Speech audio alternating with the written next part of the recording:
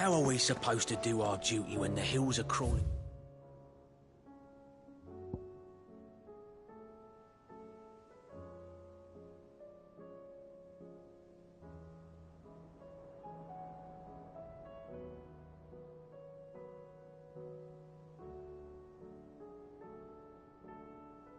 With a Kashik in the valleys of ether.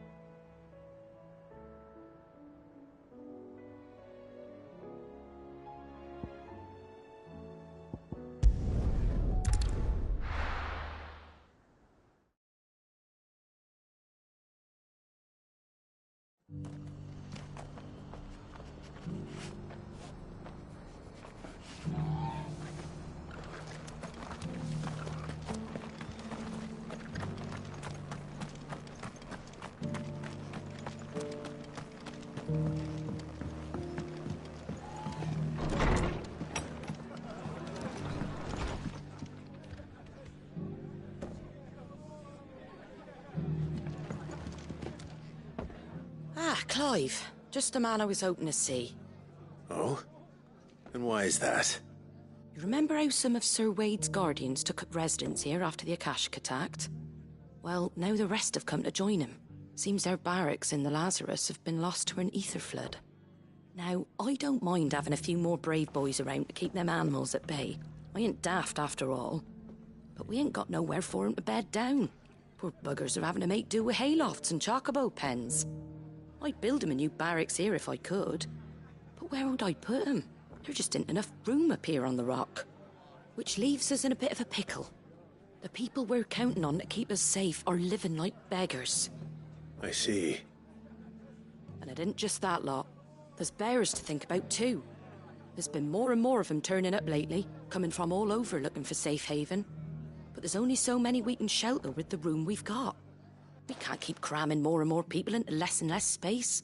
What we need is a new home for our new arrivals. And that's what I was hoping you might help me with. If it ain't too much of a burden, of course. It's no burden. Thank you, Clive. So, where were you thinking of making this new home? Well, I reckon we could do a lot worse than Eastpool. Eastpool. It's been a long time since I thought about that place. It was a tragedy, what happened. And if any of us could have done anything to stop it, we would have. But what's done is done. And those who lived there wouldn't have wanted the village they loved to be left in ruins. I suppose you're right. The blight might be pressing in, but I reckon it's got a good few years left in it yet. There's just one problem. A band of cutthroats have made it their den, and they don't seem like they'll be moving on in a hurry. Nasty bastards they are too. I've lost some good men to their raids. Would have sent someone to clear 'em out sooner if my boys didn't already have their hands full fending off the Akashic. But now we've got a few more guardians of the flame to call on. I reckon it's time we made our move. What do you say? Fancy leading a raiding party? I do. Eastpool was once home to people I loved. I won't have bandits sully those memories. I'll gladly drive them out of there. And I know the men will gladly follow you. I've already shared a few thoughts with Sir Wade about how we might be able to win the place back. And I dare say he's got some ideas of his own too. Why don't you go and talk to him? Of course.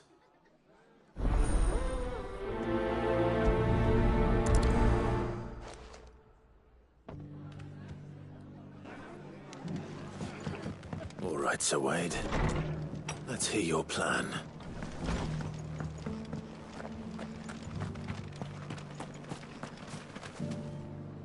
So, Wade, it's good to see you well.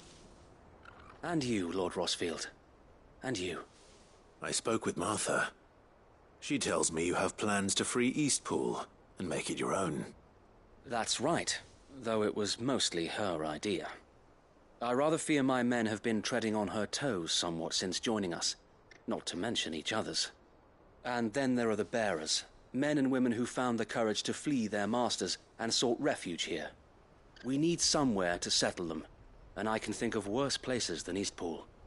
As can I. Which is why I agreed to help you win it back. That's very kind of you. I'd be most grateful if you would. With you beside us, we shall soon send that rabble of rogues running for the hills. So, what can you tell me? That thankfully there aren't too many of them. Fewer than a dozen at our last count. And rather less, thankfully, the road that leads there will more than likely still be crawling with Akashic. A small force would suffice to clear the village, but if the Akashic were to follow them in, that force could end up trapped between a rock and a very hard place indeed. I'll head into Eastpool and deal with the bandits. You and the Guardians can stay outside the village and fend off any Akashic who come too close. Make sure I'm not taken unawares. I can't ask you to bear all that risk yourself, my lord. The Akashic are the bigger risk. I can handle a few bandits. Well, if you're sure, I shall summon my men at once. Shall I wait for you here? No need, my lord. You go on ahead. We'll be with you before long. All right. I'll meet you at Eastpool then. We shall see you there. And may victory await our coming.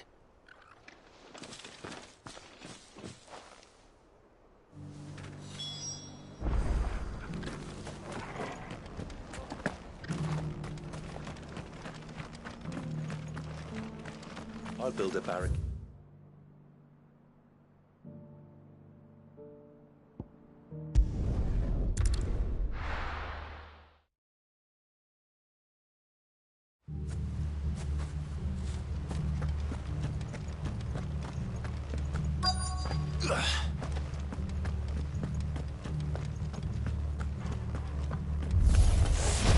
You think you can just walk in here? Kill him! You will leave Eastpool now, or face the consequences.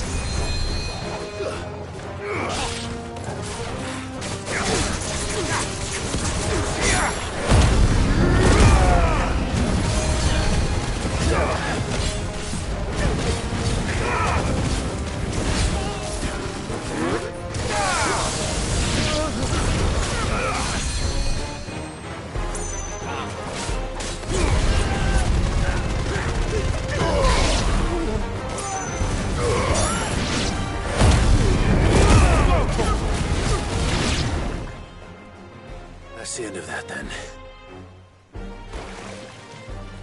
Or maybe not. What's that thing doing here? Doesn't matter. It goes too.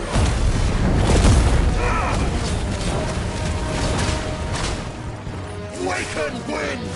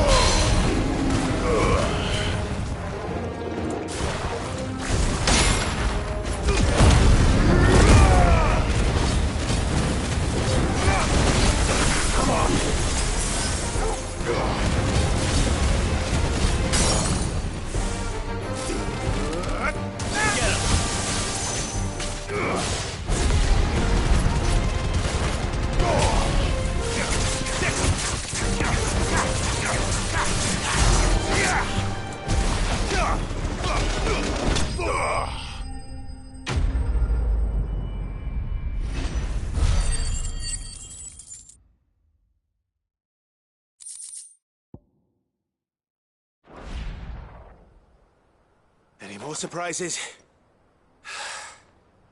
I'll take that as a no. Bravo.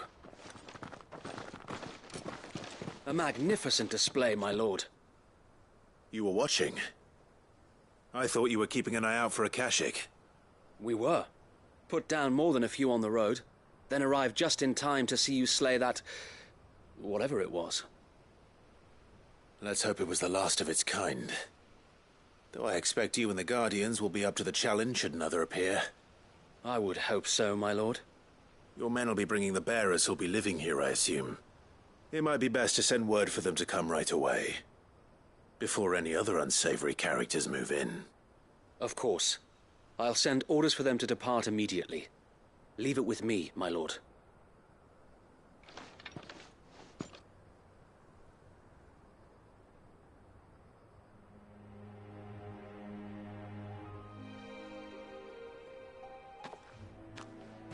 Home. Without masters. No. We're the masters now. Our lives are our own at last. That's all of them. And not a single Akashek in sight. Now to begin the important work of rebuilding the place. It won't be easy. Especially not after 5 years of beasts and blackguards having their wicked way with the place. The masonry might still be sturdy enough, but half the beams are rotted. Those that weren't lost in the fire or burned by the bandits, that is. It'll take a bit of elbow grease. But we'll see Eastpool rise again. Just you wait. So wait. Lady Hannah is buried here. If you don't mind, I'd like Oscar to join the rebuilding efforts. He should be a part of this. Of course. I couldn't agree more. I'll let Martha know that everyone arrived safely. If you need anything more, you have only to send a Stolas. And we will, my lord. Safe travels. Eastpool is in safe hands. Time to go and tell Martha.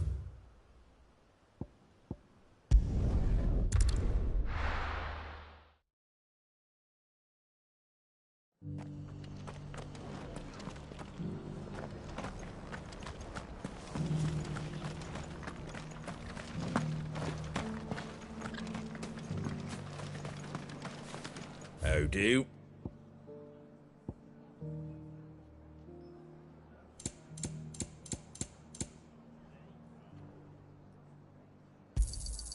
There you go. Thanks very much. Much obliged. Take care out there, eh?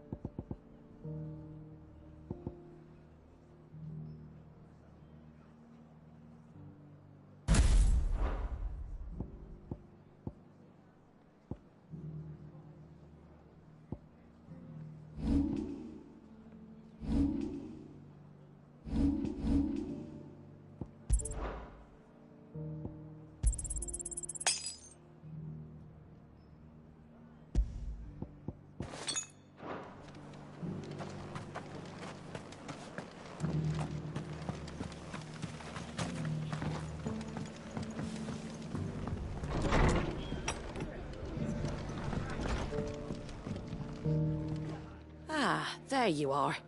All went well then. Sir Wade told me you got rid of the bandits while his lot kept an eye out. Nicely done. And what's all this about some shape-shifting nightmare showing up? On second thoughts, don't tell me. It'll only give me nightmares of me own.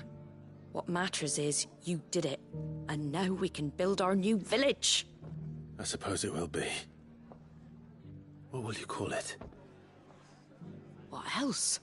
Eastpool. Sir Wade said it best. There's plenty bad happened to that place, but that don't undo the good that happened there. No need to throw the baby out with the bathwater.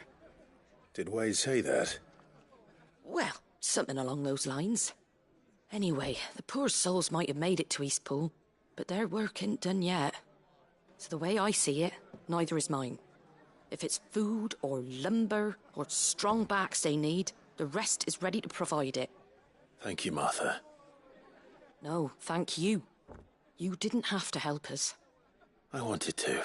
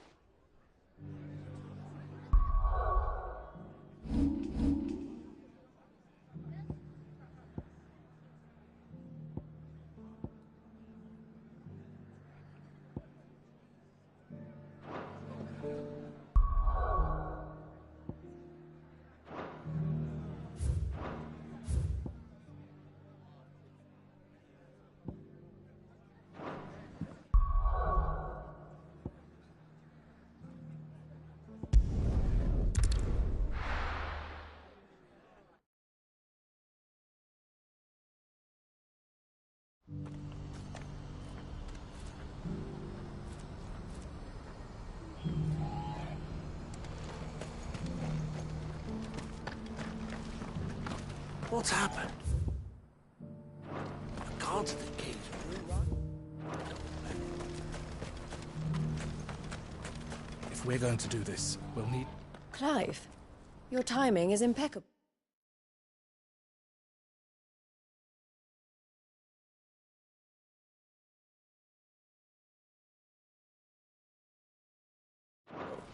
It just so happens that right at this very moment, we're in need of someone with your talents. And what talents would those be? Why, your fearlessness and your skill with a blade. I'm listening. Well, as I'm sure you're aware, when these dark skies swept over the Republic, so too did a wave of chaos and confusion. Randalar has been particularly badly affected. Many of the capital's bearers have lost their masters, or taken the opportunity to flee them. None remain free for long, of course. Most find themselves under the protection of the Fist before they get far. But the army too is in disarray, and finds itself unable to provide for its new charges. Which means it has been looking to sell. And you've been looking to buy, to make sure these masterless bearers remain that way.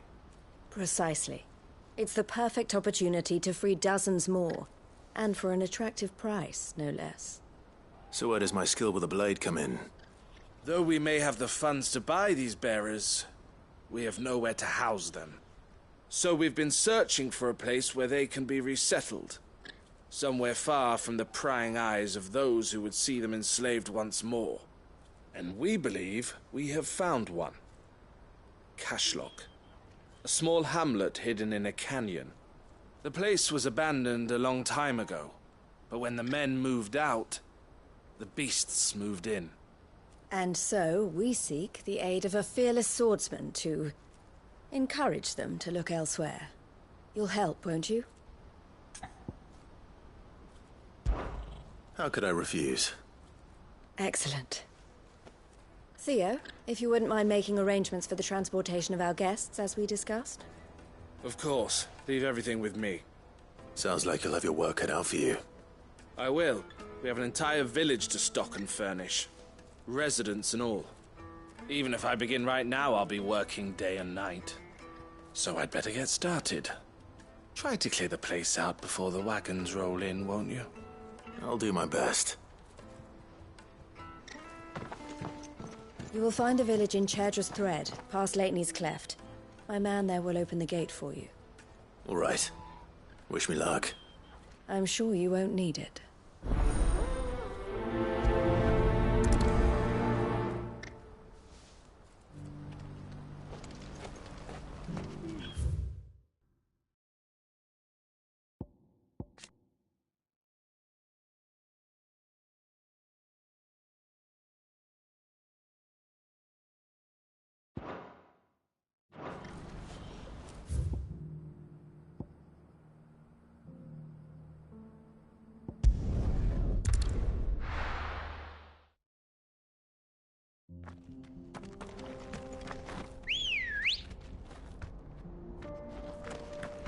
Come on.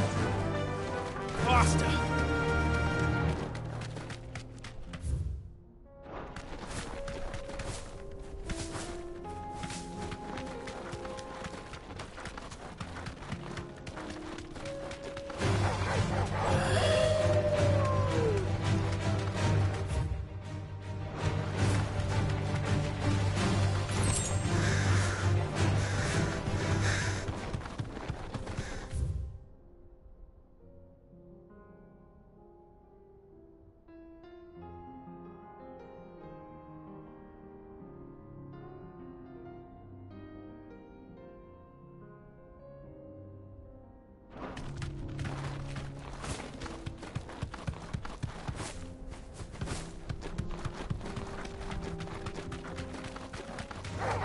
All right.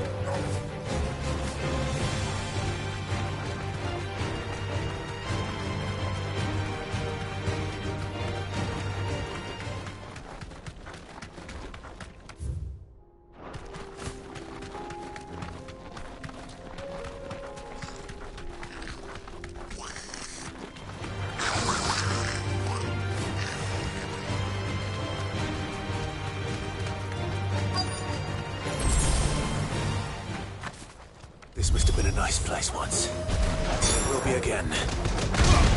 Over here!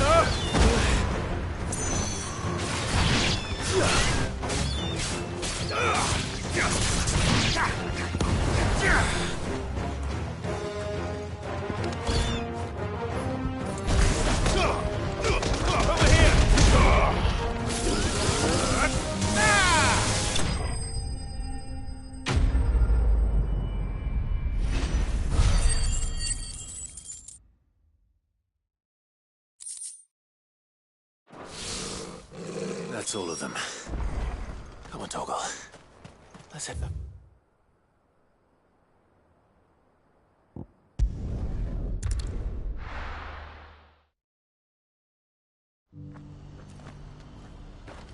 What's happened? Gaze blew right over that.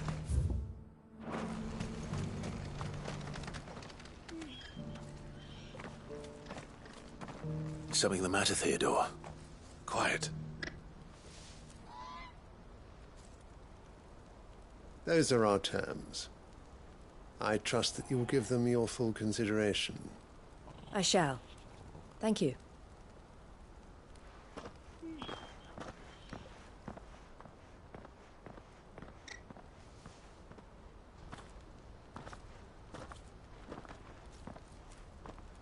Him again. Someone you know? Yes. And, no. But enough about him. How did you fare down in Cashlock? It's done. The village is safe now. You made quick work of it, as always. I should go and let Eloise know. Don't let me keep you. But Clive, don't tell her I was watching her, will you? She'll only get upset. I'll explain everything once you've finished with your report. All right. We'll speak then.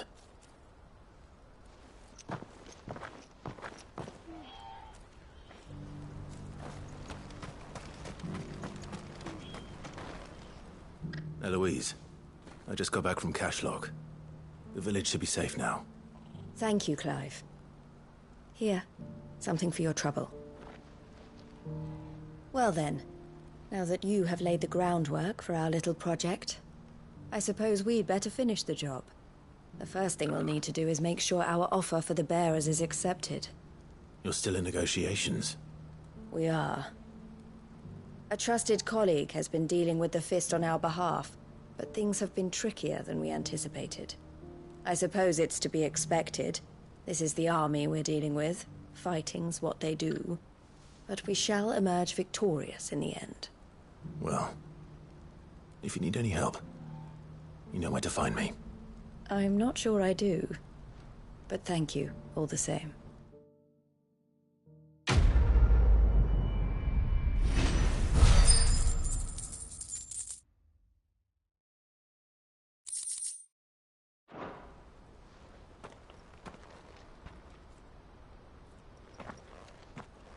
Ah, Clive. You wanted to talk? The man I was watching earlier, the one speaking to my sister. He represents the Silver Peak Consortium. It's one of the bigger trading houses. I don't think I've heard of them.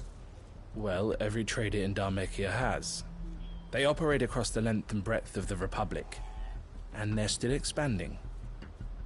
They've been trying to get Eloise to join their ranks for some time now, and judging by her reaction earlier, I'd say she had half a mind to accept their latest offer. And you'd rather she didn't? I would rather she did what makes her happy. And I would never deny her such an opportunity. Eloise saved me from slavery, and we have striven to save others like me ever since. But this was not the life my sister wanted, nor the one she deserves. I won't let her give up on her dreams again for my sake.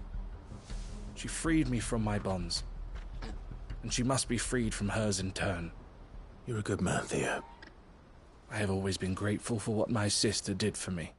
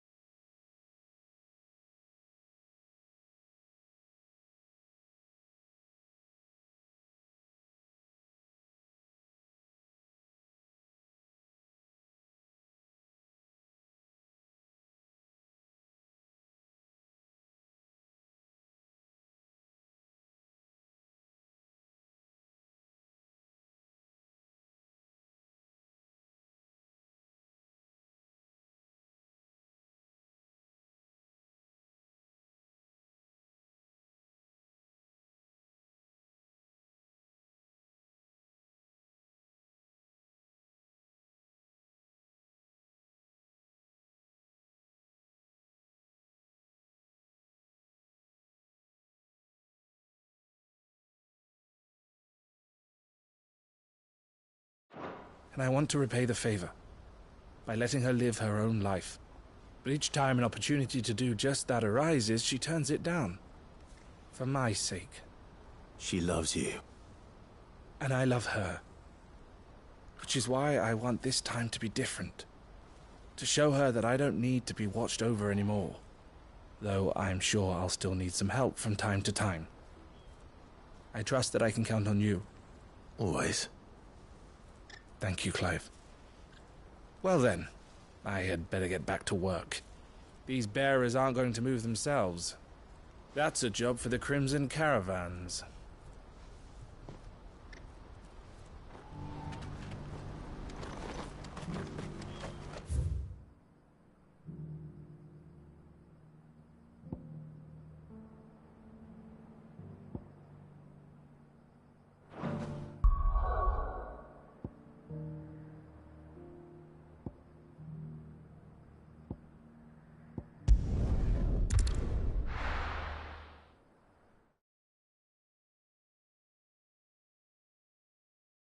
I'll be taking you all to a storehouse in the Bales. Leave anything you don't need.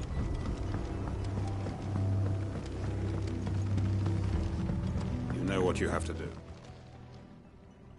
Clive, I fear that I must bid you farewell. As you know, our time grows short. The Lord Chief Justice's vultures are circling. We must strike now. Before we part, I want you to know that though I may not always have been your most vocal ally, I trust you.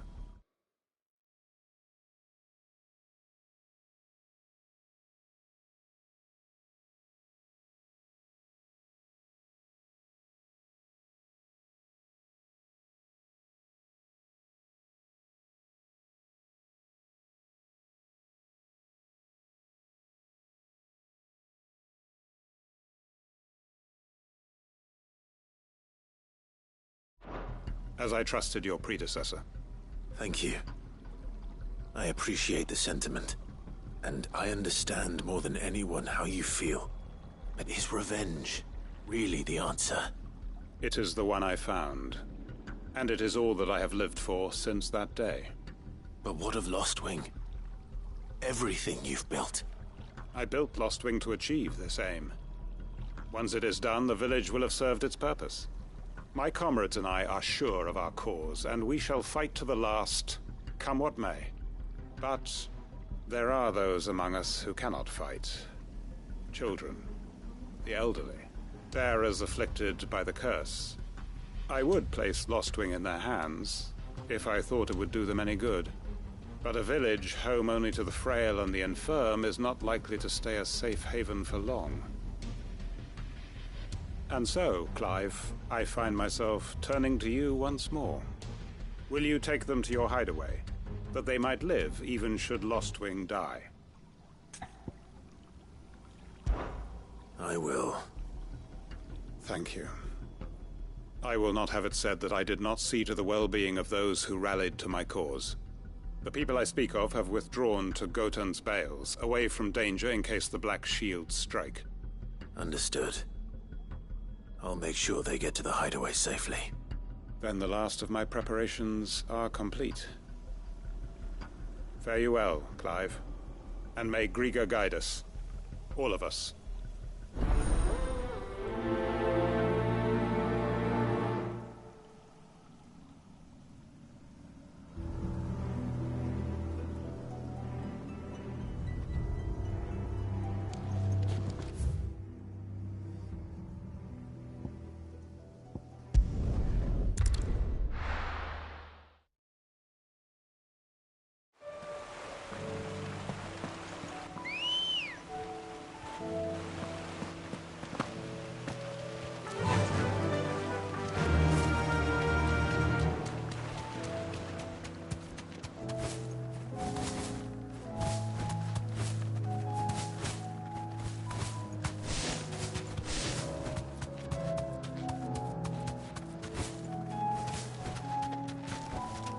Back to the stables, Carl.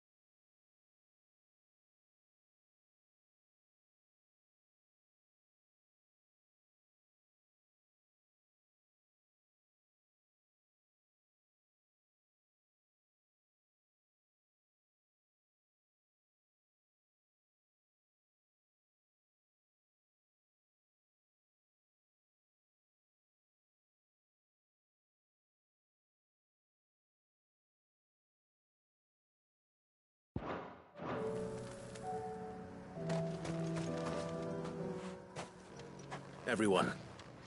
Quinton has asked that you come with me. He can no longer guarantee your protection, but I can. There's a safe place I can take you to. Well, if that's what the Master thinks best.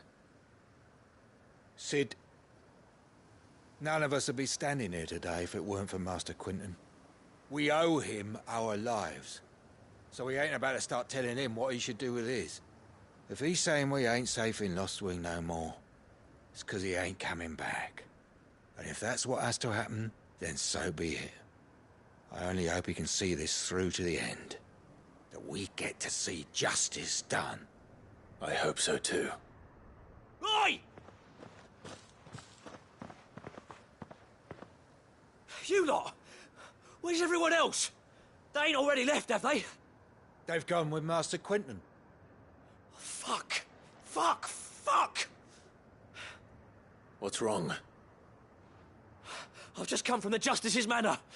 We have to get Quinton to call off the attack. It ain't just the Black Shields protecting the place. He's got a guard dog and all. A fucking monster. They don't stand a chance against that thing.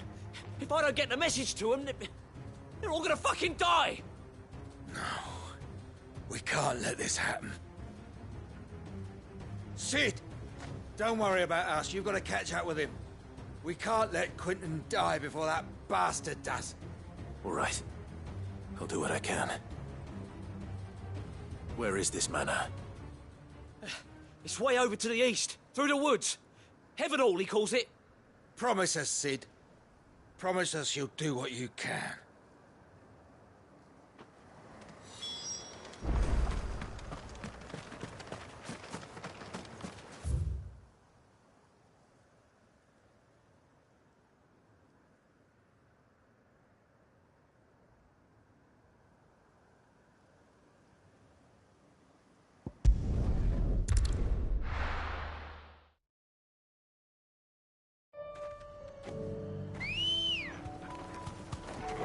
Let's go.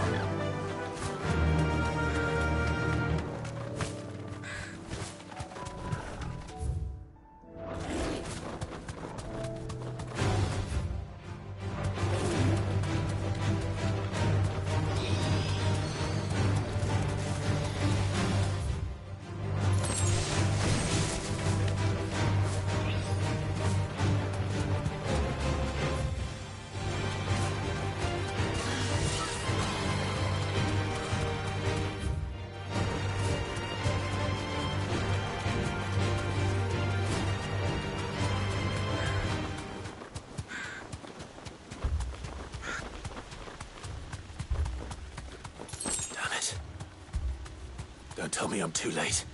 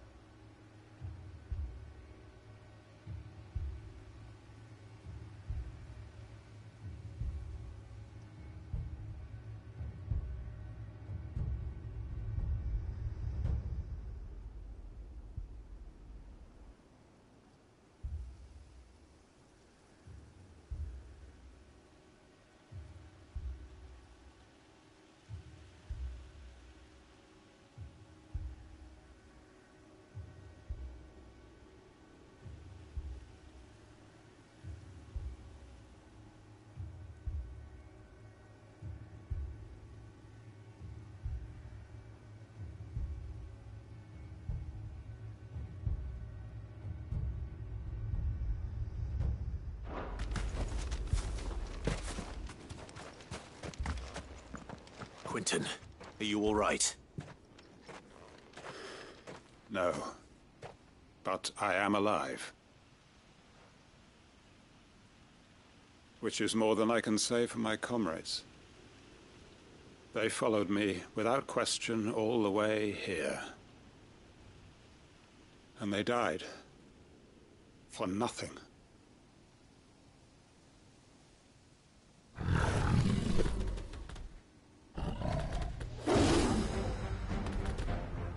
This must be the guard dog. Quinton. I'll hold it off. You go. But... your comrades didn't die for nothing. They died for you. Don't let their sacrifice be in vain. I won't.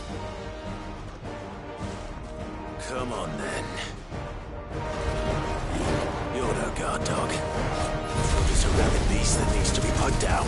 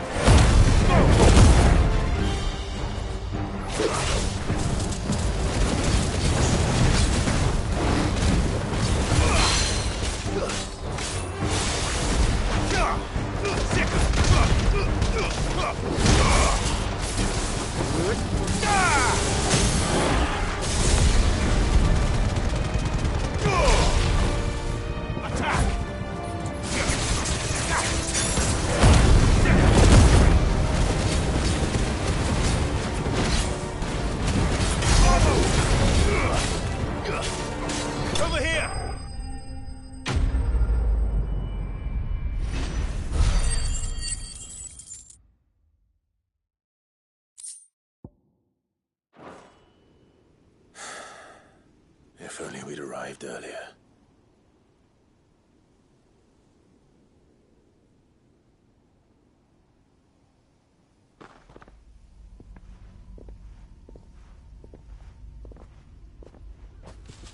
Is it over?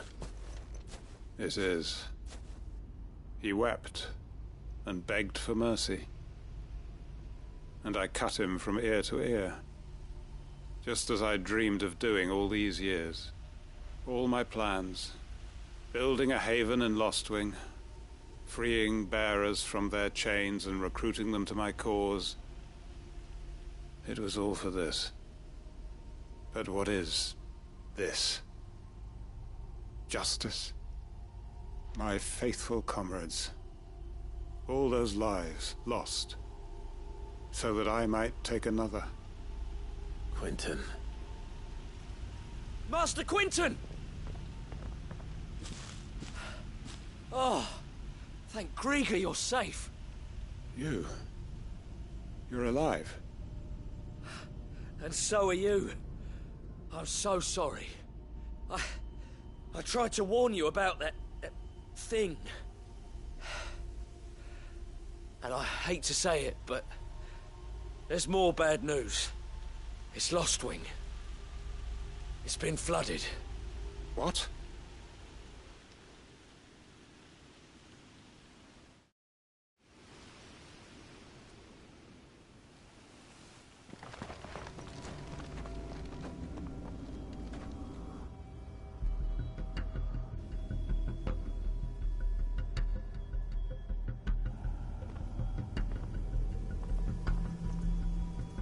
Lostwing.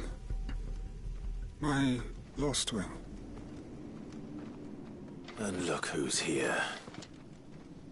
They must have stolen in after we left, just before the flood struck. What if there are still people in there? Don't be a fool!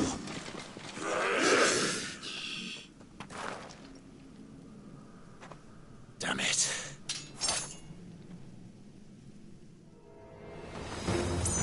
Quentin's not going to last long in there. Come on, Torgal. We need to make this quick.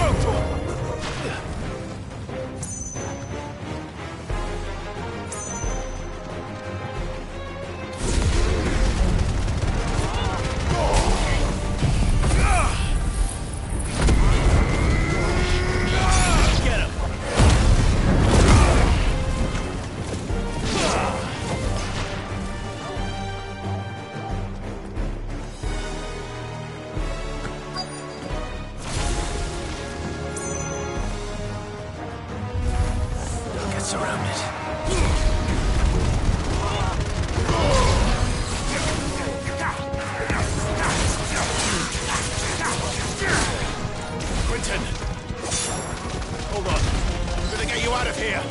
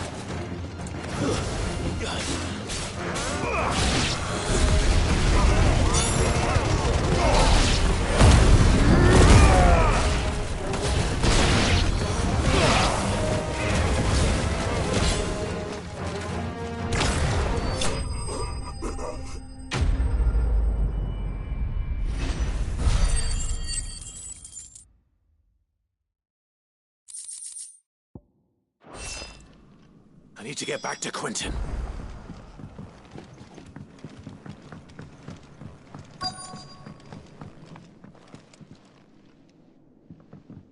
Quentin!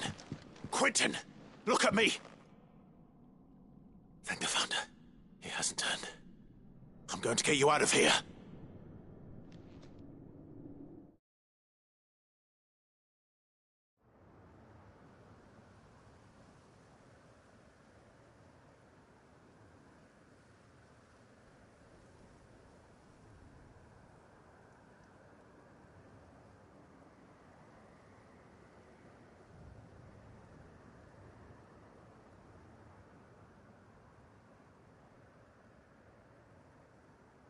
Welcome back to the land of the living. Is Lostwing? The flood has filled the valley. I see. Then all is at an end. A strange way to achieve one's life's ambition. No, Master Quentin. Save your strength. Why?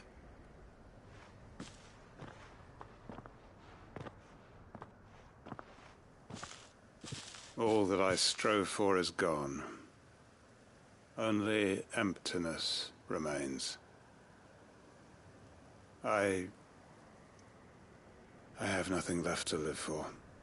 What the heck are you on about? You've got us, ain't you?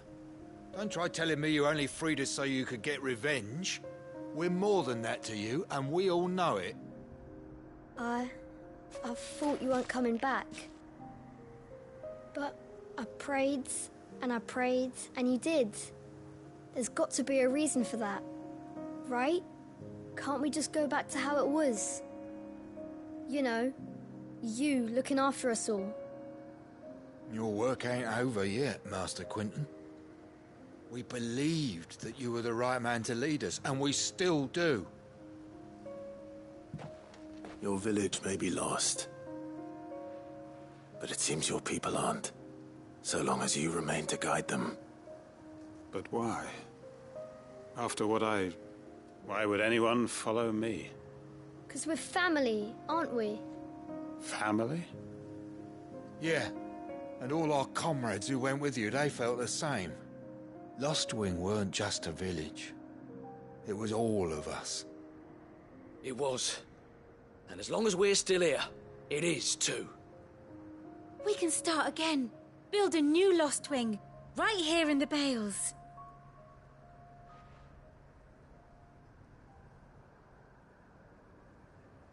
A fresh start. One life ends, and another begins. Why just a village? We could build towns. A nation, even. What's to stop us? That's the Master Quentin we know. Please. I am nobody's master. Quentin will suffice. After all, we are family.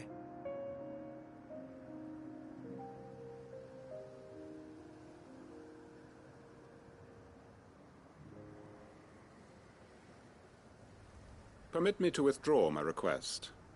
I will no longer be needing your help in looking after my people. I'll pretend you never asked. But you must be rewarded for your efforts on our behalf. You saved my life twice over. And more besides. A bottle or two of your finest red will suffice. Of course. Nothing but the best. And I have a feeling that this year's vintage will be the finest yet. If you don't mind waiting, that is. I look forward to it.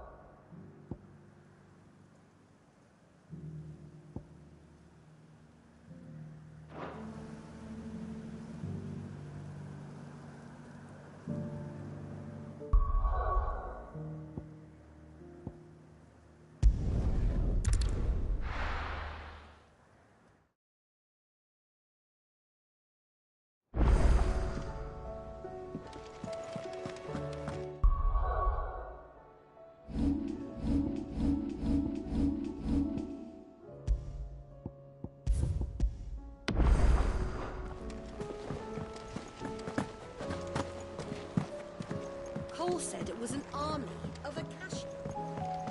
How are we supposed to do our duty when the hills are crawling with a cat?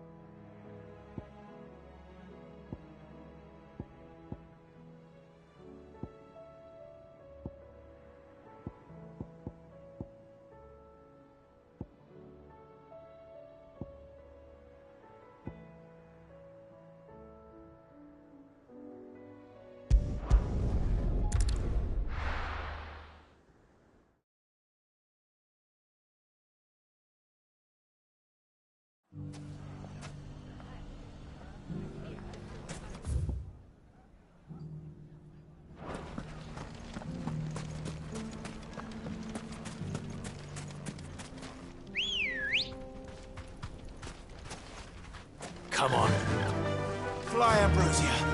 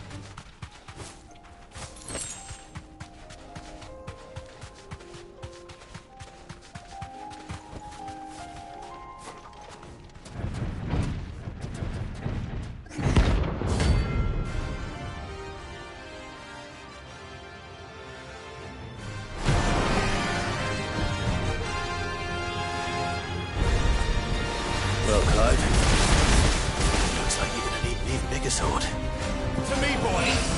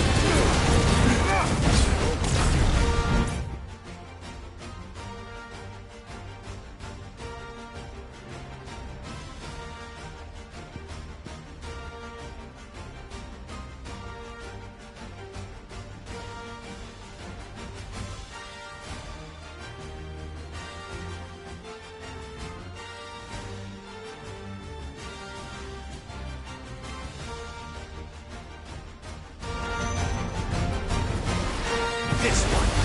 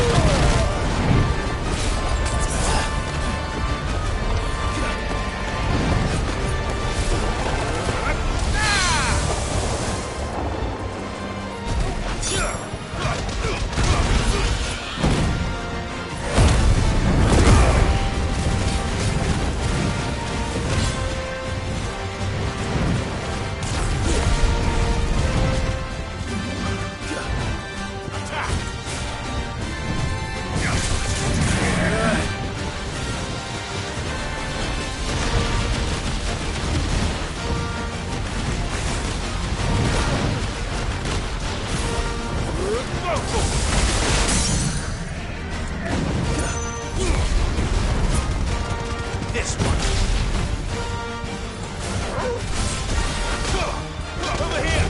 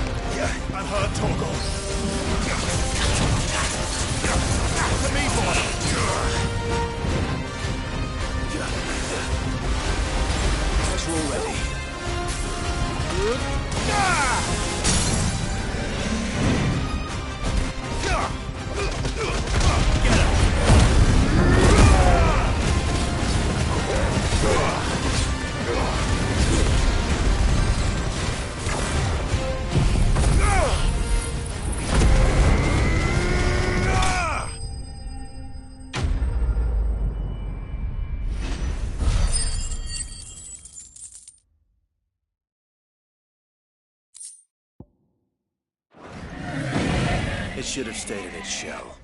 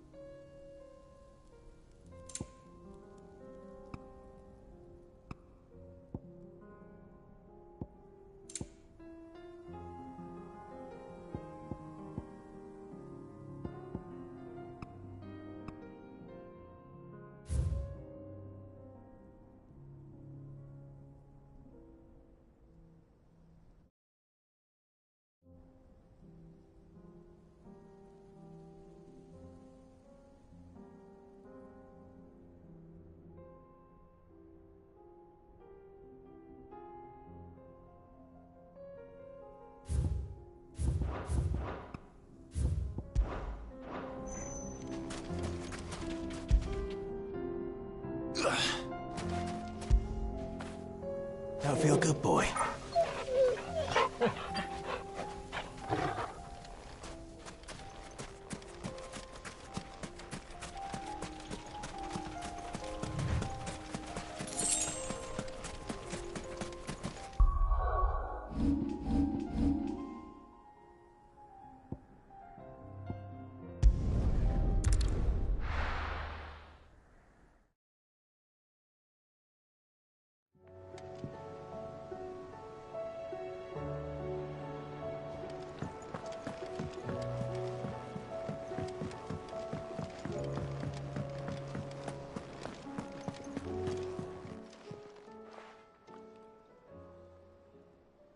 Let me tell you a story, Clive. All right. Them rumours Wetlegs were spreading. Might be they weren't just tales plucked out of thin air. You see, there were a time when I weren't too particular about who I sold steel to, so long as they paid me the right price. Some women lust after blood, others after flesh, but me, I were always one for gold. And to satisfy that lust, I sold to opposing armies, stabbed my every client in the back, made myself the most hated woman in the twins. But then one day I met a man who made me a different kind of offer. Said he'd give me access to a realm-wide community of like-minded individuals in constant need of steel and sundries. On the condition I sold to him and his alone. Was that the first time you met Sid? Aye. And I fell right into his damn trap. He was true to his word, so I ended up being true to mine. And I soon started making the best profits I've seen since taking up the trade. And all without aiding or abetting any outlaws. Except Sid himself, that is. Told me about his plan to topple the mother crystals, you know. Said that with them gone, the realm would want for all manner of things. An opportunity for the likes of me to mint gil. Why, I reckon an enterprising individual could find himself the richest dam in the twins. And that's when he had me. I emptied my stores that day and moved into the hideaway proper. And the rest, as they say, is ancient bloody history. A dozen years on, and I'm still not the richest dam. Not for lack of trying, mind. But I can say, I have never been happier. You've all shown me there are some things more precious than gil. That there are. So don't you go messing it all up, or you'll have me to answer to.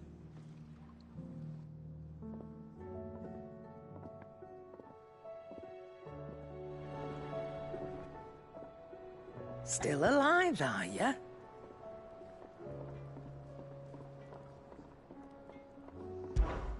Go on, then.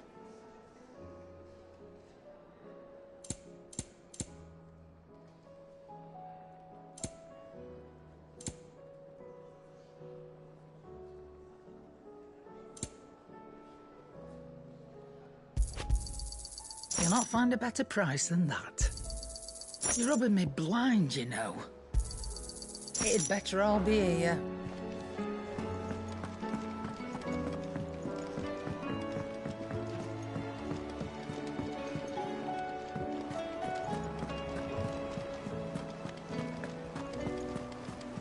Paul said it was an army of Akasha. How are we supposed to do our duty when the hills are crawling? How indeed. How may I help you today, Clive? Your benefactors are a generous lot. All done? How are you doing? Here you go. Always something, in there?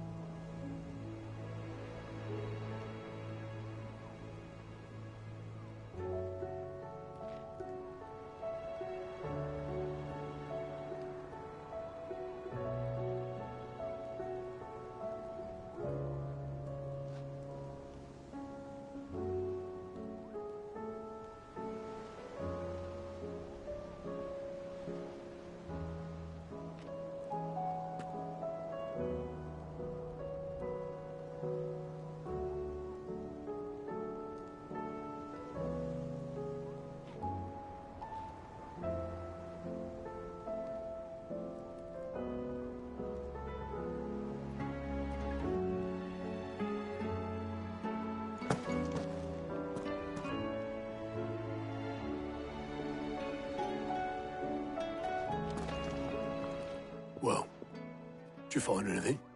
Possibly. You wouldn't happen to know what Mid's first opus was? Opus? That girl's as tone-deaf as a banshee. Unless you mean the orchestrion. She couldn't have been more than, what, 11, 12 when she cobbled that thing together? It surprised us all. Not least her dad. You should have seen how proud he was of the little scamp. What's that battered old box have to do with anything? I think Sid may have hidden something inside it. Wouldn't surprise me. Those two and their bloody treasure hunts. Half the things in the hideaway were hidden one time or another.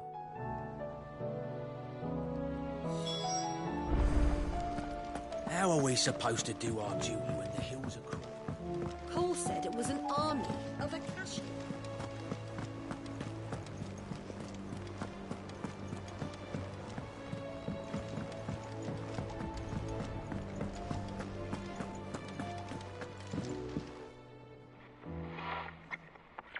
I didn't break it.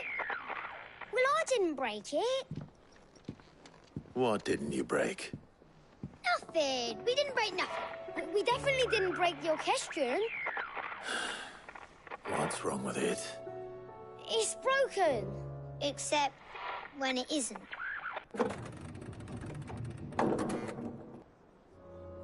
See? And you had nothing to do with this? Nope. Nothing. We just wanted to listen to all the songs at once. So we pressed all the buttons. Like this.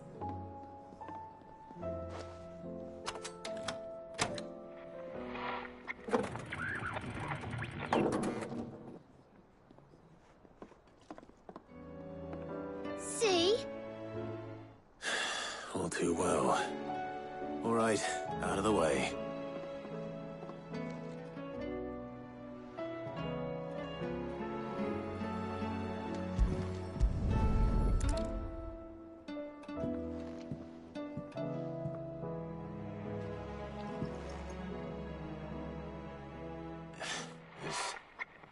Something caught on one of the gears.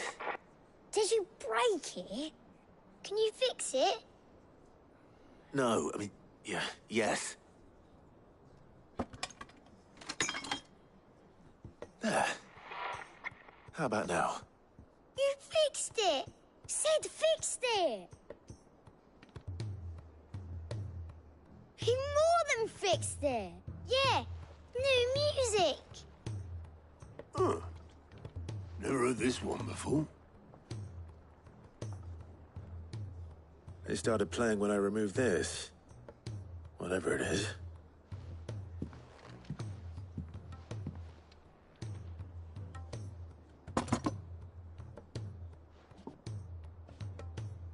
Well, don't look at me. I can tell you it's important, though. Sid showed it to me once and said as much. Said it was the stuff dreams were made of. Let's just hope it's the stuff ships are made of as well. Indeed. Let's see if we can make some dreams come true.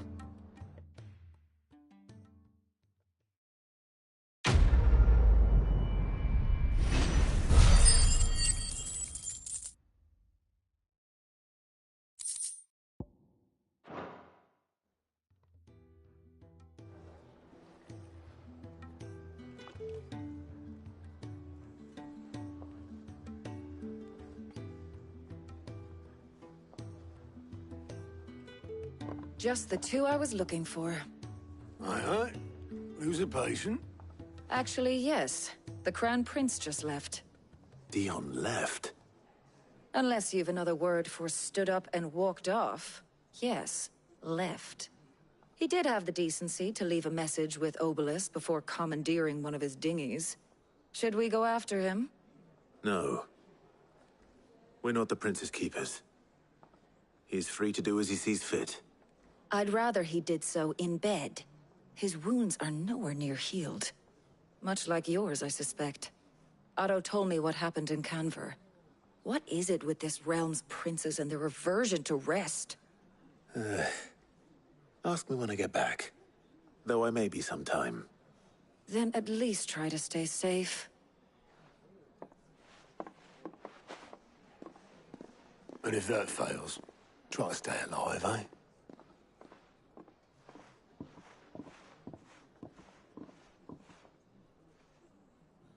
Every moment I waste here, the further the flagship sails.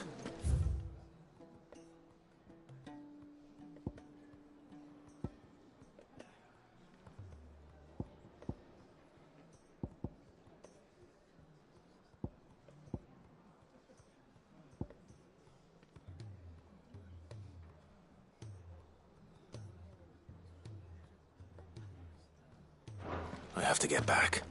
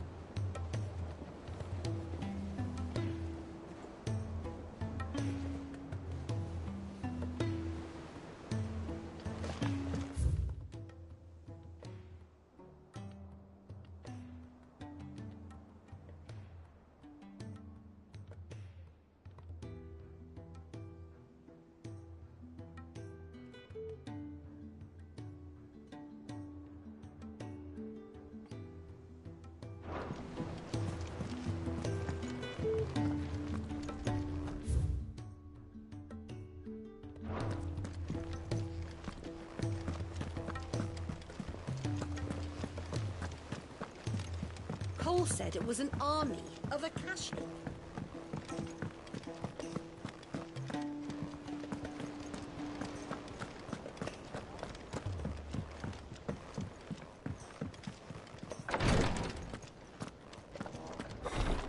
She can't kick this up. Glory to Griga. There you are. And not a moment too soon. What's happened? Taya's busy working herself into an early grave. Since the arrival of her latest patient, she's refused to stop, even for a moment. I've tried offering to see to him in her stead, but she won't hear of it. Clive, she hasn't left the infirmary in days. She's pushing herself too hard. And if she doesn't rest soon, will you talk to her? Order her to her chambers if that's what it takes. Because if she keeps this up, I fear the hideaway will be without its best physica before too long. I know better than to order Taya to do anything. But I'll speak to her. Thank you. I pray you have better luck than I did.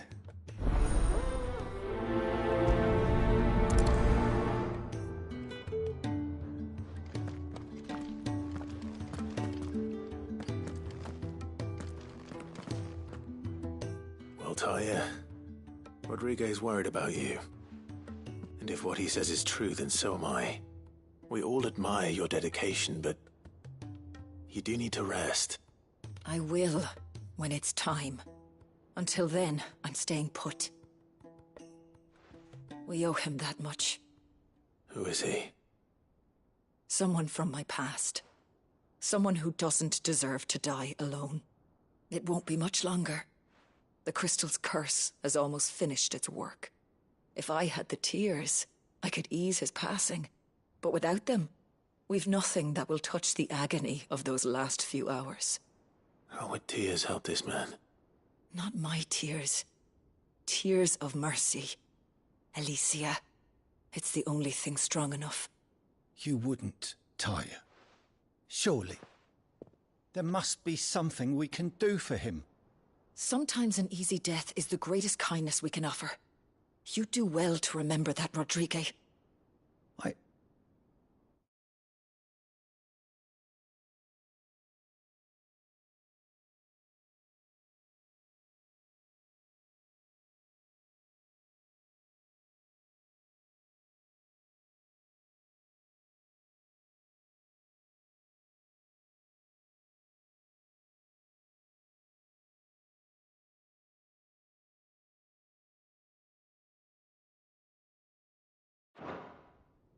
I will. We have all the ingredients we need for Alicia Balwam. It needs to be fresh, though, so we rarely have much to hand. I can make the draft if you can bring me what we're missing. Just tell me what you need. There is a species of venom-weeping spider that lives in the forests of Norvent, near Lorbert's Pass. Bring me one of their eyes. Preserve it as best you can, but avoid contact with the tears. I'll make sure the other ingredients are ready before you return.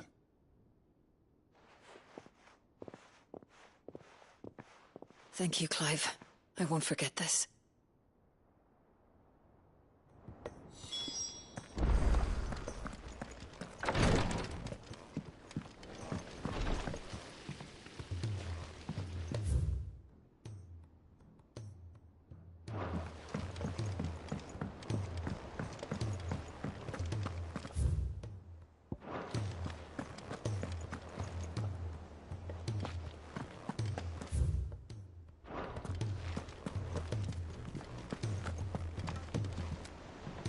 All right, Clive.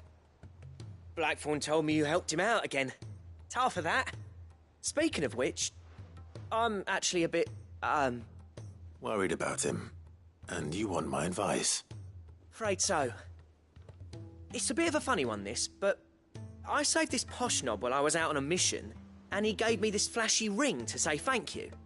So, obviously, I show it to Blackthorn, thinking he'll be impressed, only for him to go white as a sheet and quiet as a curl instead. Try as I might, I can't for the life of me work out what could have got him upset like that. And seeing as how...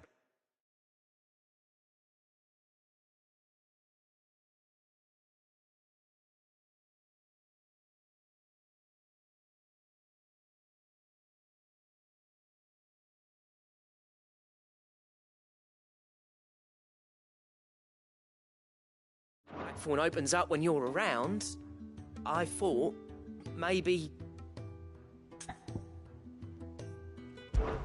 I'd speak to him again. Well, I suppose there's no point leaving him to stew. Cheers, Clive.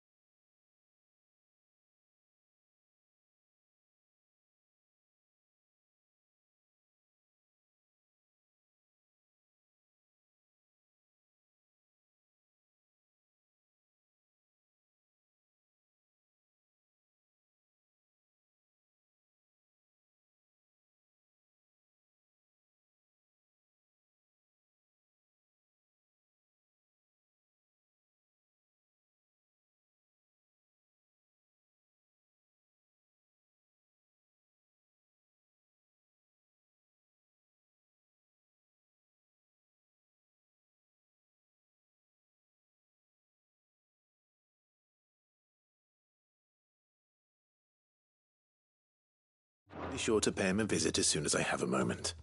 All right, I'll meet you by the forge then. You come along when you're ready.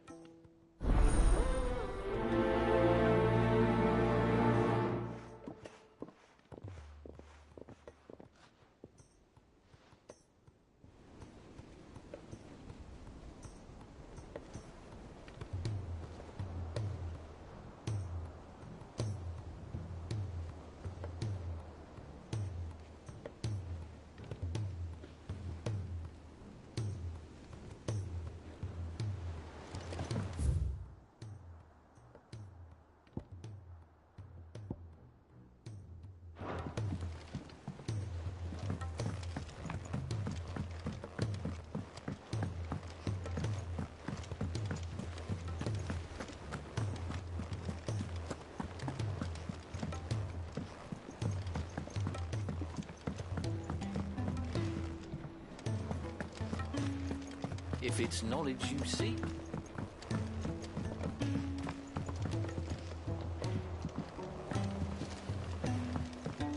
is a surly soaker. Who cares less?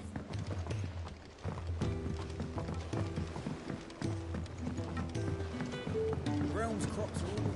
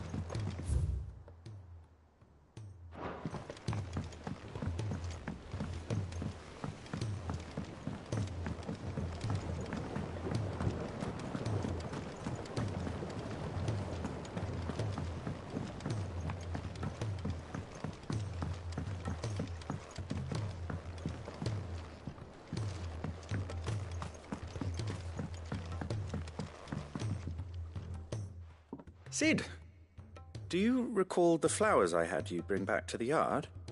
Vaguely. Is something wrong? I'm afraid so. I was able to get most of the Morganbeards to take root, but they rarely flower. I fear the soil here does not agree with them. However, I believe I have a solution. I can't wait to hear it. I'm going to marry the Morganbeards with Morbles. I know, but hear me out. Morbles are possessed of a highly choleric temperament. The fire which...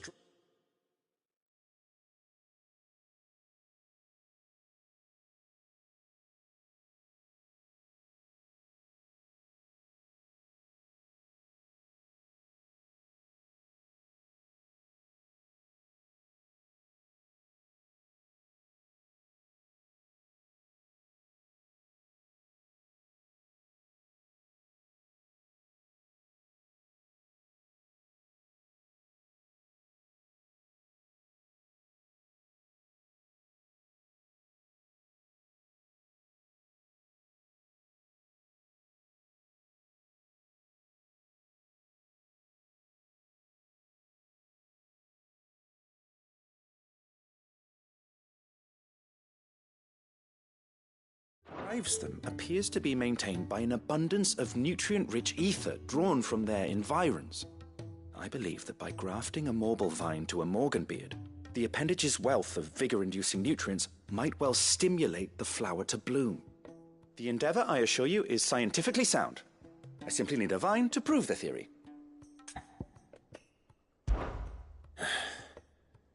And all you need is a single vine from an ordinary Morble. That is correct. A single vine. As for the Morble, I fear ordinary may not suffice. But, as luck would have it, a most extraordinary specimen is rumored to haunt the swamps of Rosaria. Why, a notice concerning this very creature was only recently posted on the hunt board. How timely. Well, I shan't keep you any longer. I know you have much to do, as do I. Now, where did I put my watering can?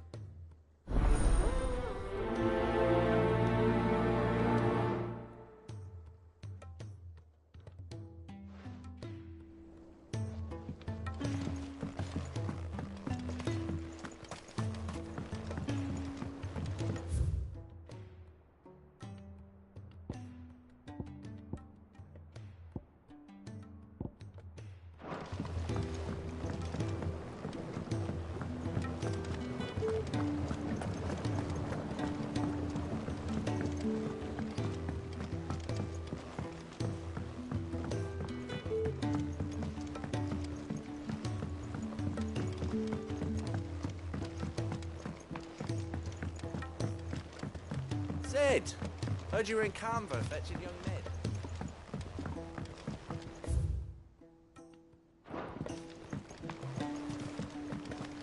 Miss Shirley, how can we learn to be clever?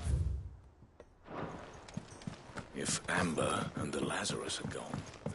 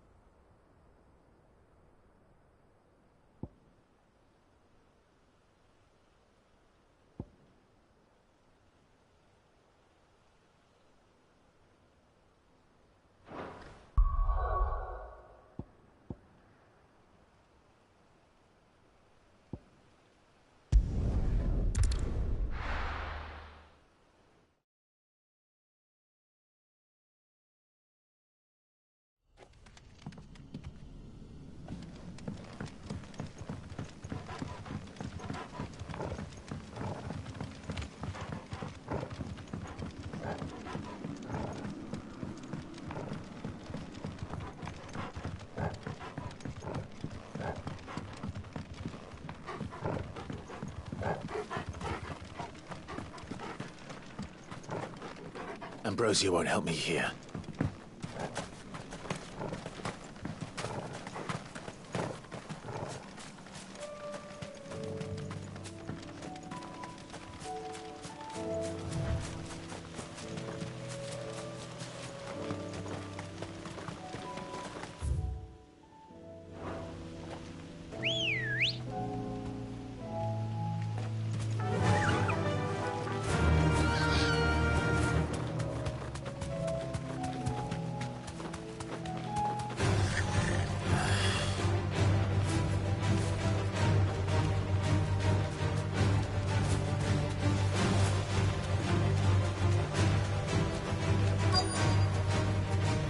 Thanks, Gal. Rodrigo could have mentioned his spiders would be the size of curls.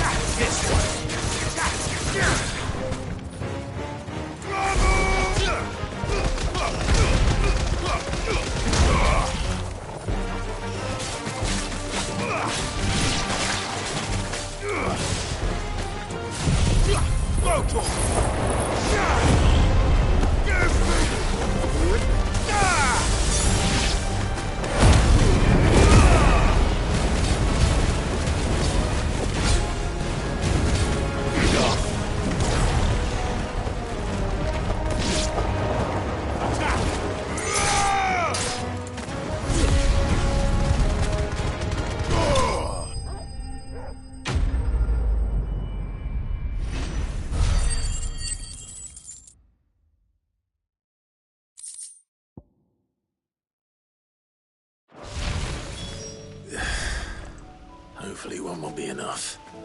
Rodrigo will have prepared the other ingredients by now.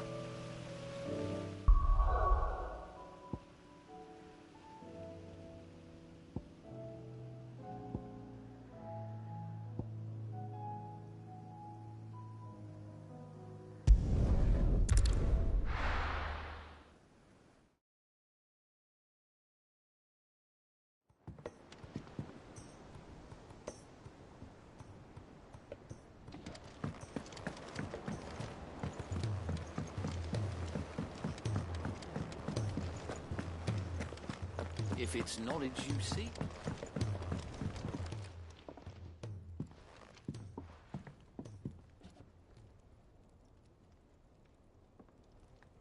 Bloody hell, Clive. Not this again.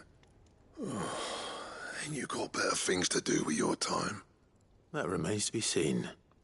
August tells me he showed you a ring, and that the sight of it clearly upset you. Would you mind telling us why? Come on, mate.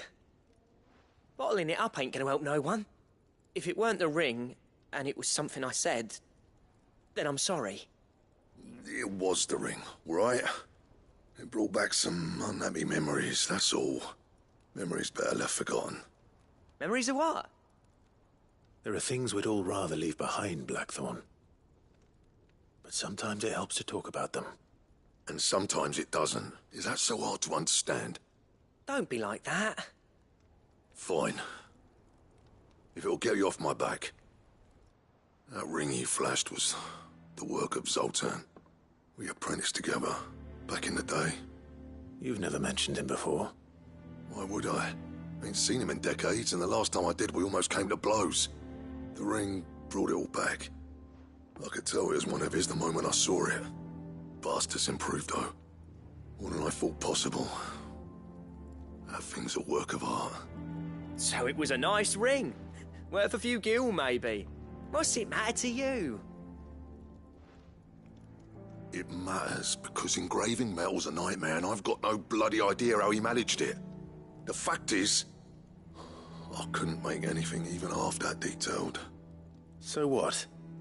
You're an armorer, not a jeweler. I'm the Idaway's master craftsman. I'm not stealing a living at some backwater village forge. My armor keeps you lot safe and my swords keep you dangerous. As far as I'm concerned, every swing of my hammer's another blow struck in the name of our cause. So I put my heart and soul into my work. Because the curse breakers deserve better than second best. And I refuse to be shown up by the likes of Zoltan. Very well. Why don't we go and pay him a visit? Learn his secret. I doubt he'd be too happy to see me. Then just this once. Make peace with being second best. Swallow your pride, and focus all your energies on the task at hand. Keeping the curse breakers armed and armored. Provided you can do that, you'll hear no complaints from me. But if you can't, and it's going to distract you, we need to do something about it. What'd you say, Blackthorn? You know he's right. And it's not like you'll be going alone. All right. Magic. So, where do you reckon old what's-his-name is then? Zoltan, was it? In Dravozd, my old village. He won't have left. He's the chief. Dravozd, eh? That rings a bell. Not far from Tabor, right? Just north of the fields of Carava. Got that, Clive? Meet us at Dravozd as soon as you can, yeah? And I'll make sure Blackthorn don't get cold feet. Good luck with that. I'll see you there.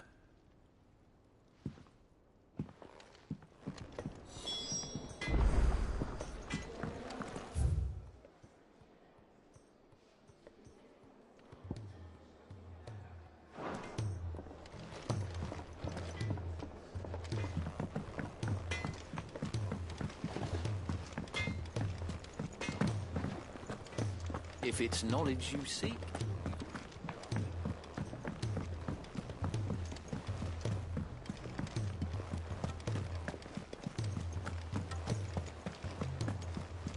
Cole said it was an army of Ffxvi.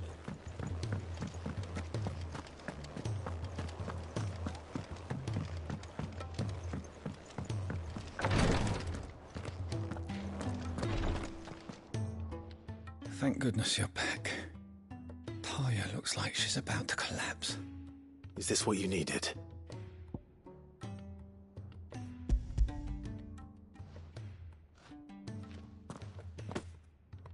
Yes, it is. Thank you, Clive. I'm loath to give a patient Alicia, but Talia's right. Sometimes it's all we can do. A single dose dulls even the most agonizing pain, and all other sensation with it. It may be a gentle way to die, but it is death nonetheless. I wish there was another way.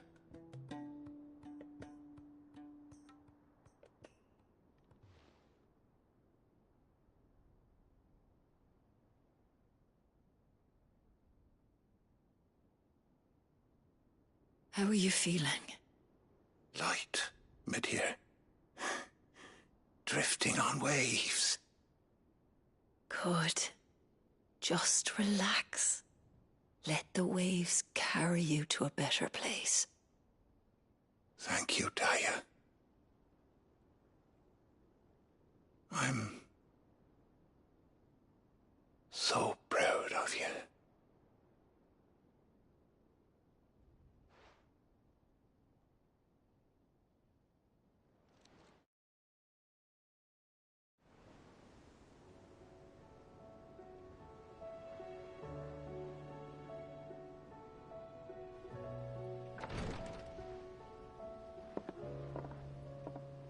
He's gone.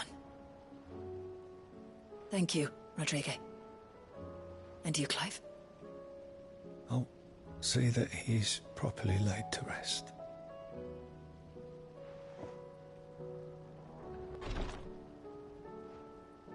The man you helped today was my mentor, back in the Southern Isles, on the front lines of some meaningless war.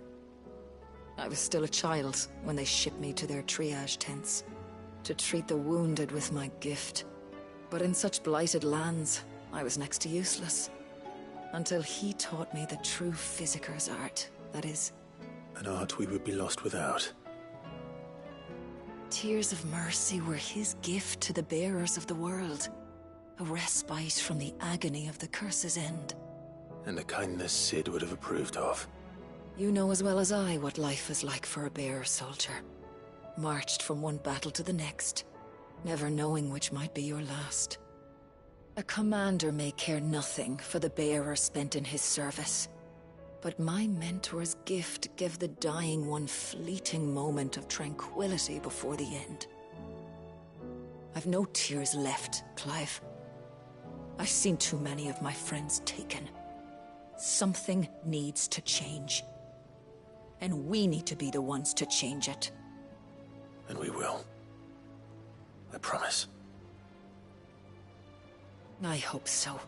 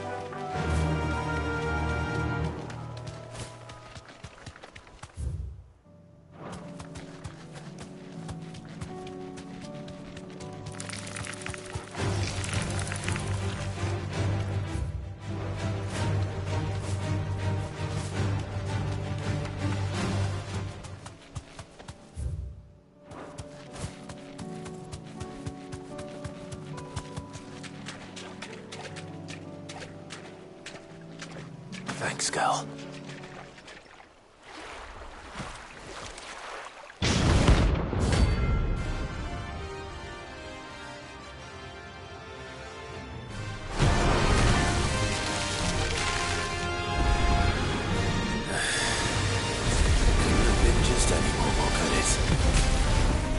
Right then.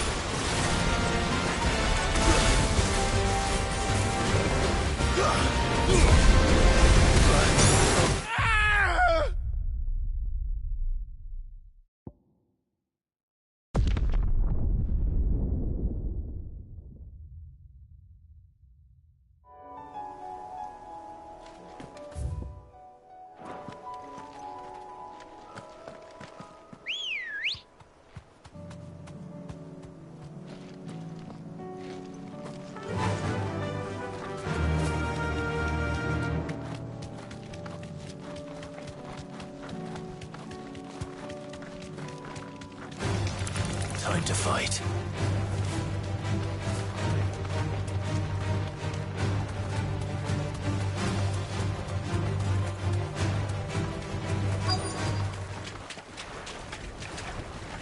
Be safe.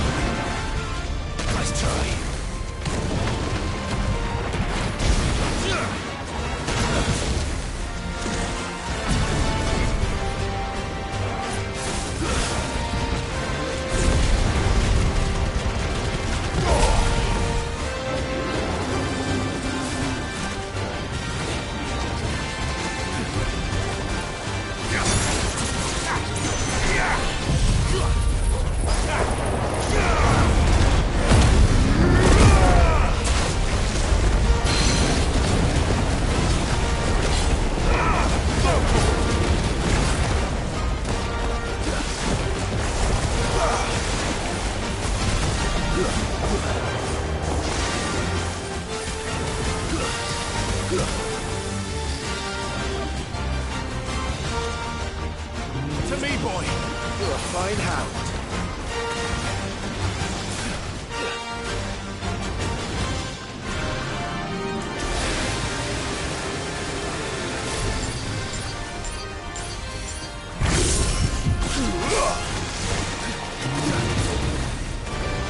Get him!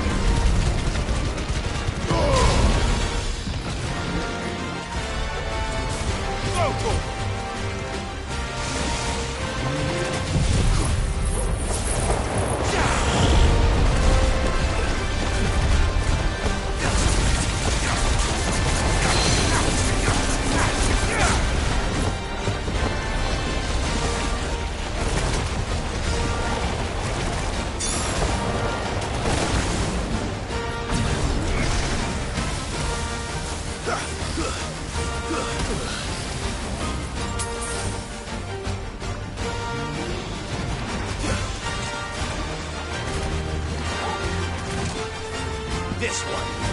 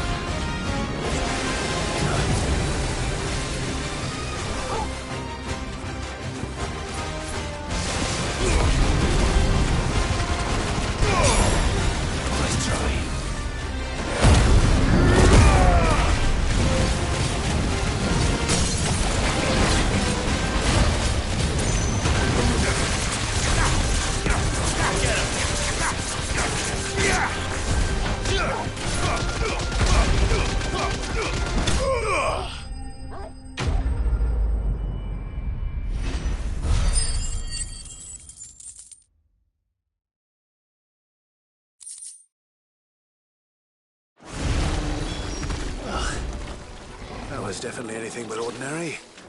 Now, let's get this vine back to the yard.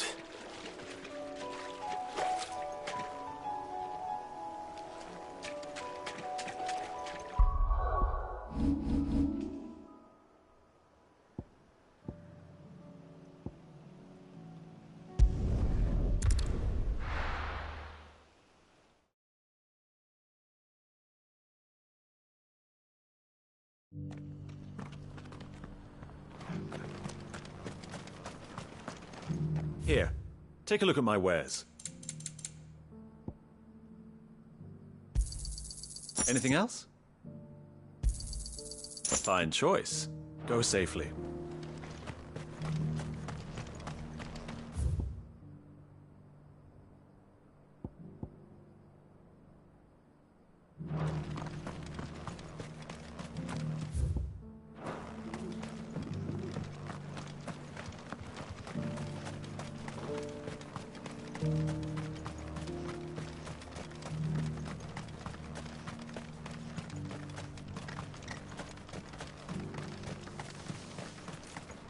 The free cities and the sea? No use calling Ambrosia now.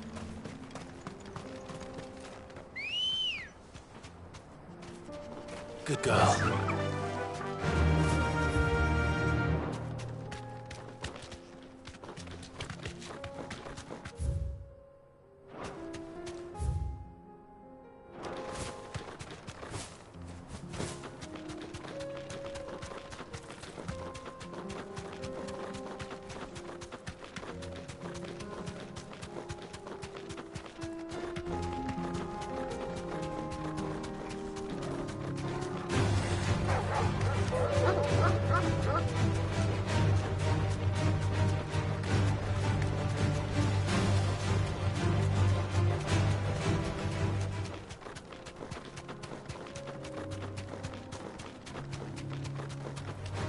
Don't get surrounded.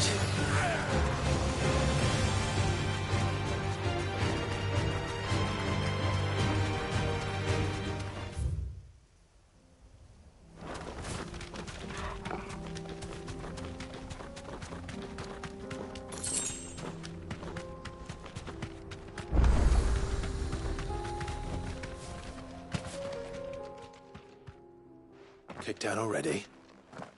No. This charmer ain't letting anyone through. Why are the gates closed? Chief's orders. No one's allowed in without his say-so.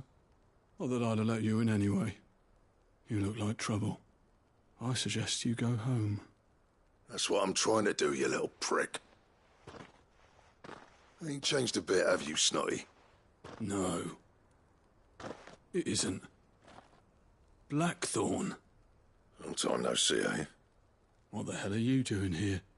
Well, it was meant to be a surprise, but since you are so nicely, I'm here to see Zoltan, you fucking numbskull. Now let us through. All right. Just don't go starting anything with the chief. Yeah, I promise I won't throw the first punch. That good enough for you?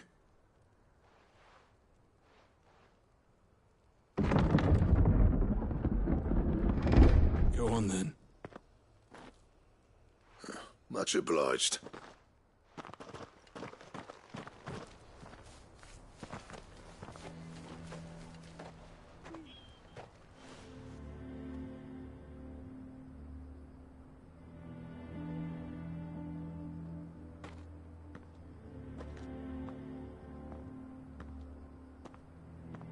So this is Dravosht.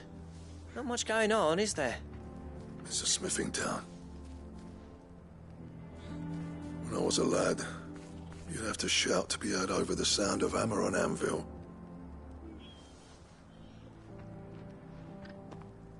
Clive, you're good with people. You speak to Zoltan.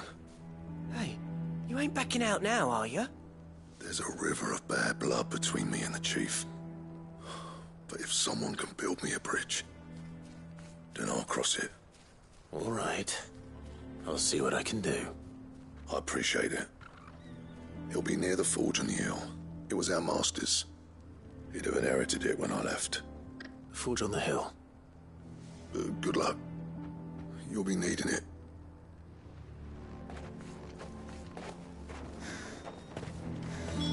But if we can't fire the forges, how are we going to earn our keep? Mama,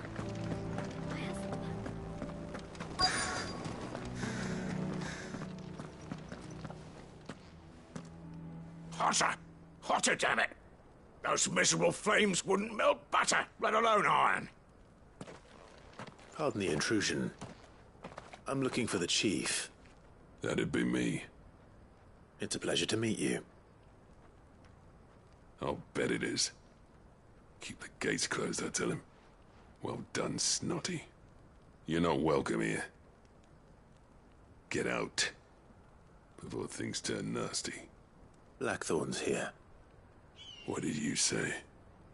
He's traveled a long way to see you.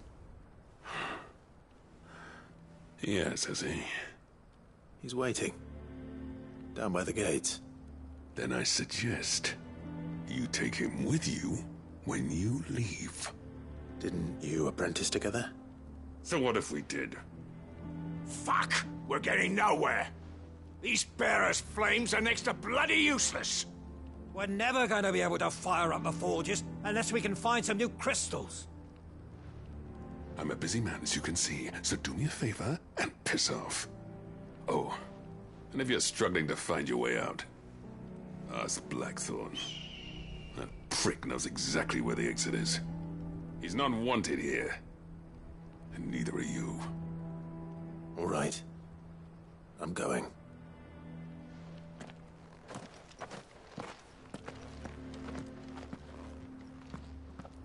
Please, Chief, you've got to do something. If this keeps up.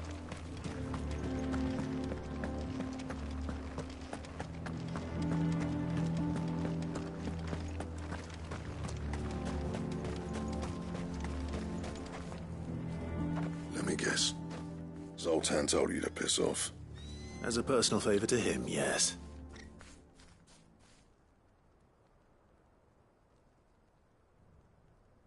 Well, at least he didn't beat about the bush. There'll be no talking him round. Not after what I did. Which is what exactly? If we're to help, we need to know. What turned the village against you? I left. Dravozd. Zoltan. The burden of leadership our dying master dropped in our laps. All of it. There are two kinds of smiths in this world, you see. My kind, who are in it for the love of the craft, who labour on a single piece from dawn to dusk to get it just right. And the other kind, who are in it for different reasons. People like Zoltan, whose work is quick and cheap. The kind of smiths who shit out a few hundred blades, reap the profit, and divvy it out among themselves. There wasn't a single day we weren't at each other's throats. And bit by bit, people started taking sides. You would have torn Dravozd in half had it gone on. So, I left. You didn't have to do that. Zoltan's a better chief than I would have been. His way of doing things kept food on people's tables. Dravozd prospered without me and my lofty ideals getting in the road. Until the crystals run out at any rate. Without magic to fire the furnaces, this place is as good as dead. It depends on how you look at it, though. There's got to be other ways of making fire. We manage it in the Deadlands. Thanks to Sid's ingenuity, yeah. He saw all of this coming. Knew crystals were the problem, not the solution. And spent years coming up with ways of doing without. You know what I mean, though, right? Where there's a will, there's a way. What I'm trying to say is that it's not your fault. You couldn't have predicted this. It doesn't matter whose fault it is. I don't want to be the greatest smith alive just because I happen to be the last. Clive. Dravozd won't last long without its furnaces. So, do you think it's time we shared Sid's bellows with the world? The way I see it, it's your decision to make. Hold on, Blackthorn. Sid made those things for us. They give us an edge over the rest. And you'd be throwing it away. All right. Do it. This place was your home. I won't abandon it to its fate. Sid's creations were never meant to be hoarded. It was only ever a matter of time before we shared them. Let this be another step on the road to freeing Valisthea from the prison of the Crystal's blessing. Dravost will show the world that it's possible. Wouldn't you agree, August? When you put it that way, of course. It's like hearing Sid speak from beyond the grave. Thank you, Clive. Shall I go and fetch the plans, then? I know I'm off by heart. I'll be needing some help, though. Building a furnace isn't exactly a one-man job. Do us a favour and round up anyone strong enough to lug a brick or two, would you, August? All right, then. And I've got a job for you too, Clive. Finding me some salamander skin.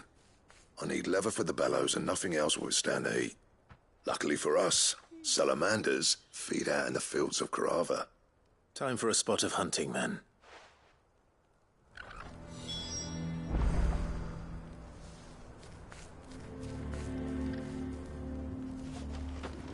But if we can't find the forges, how we... Shut your hole.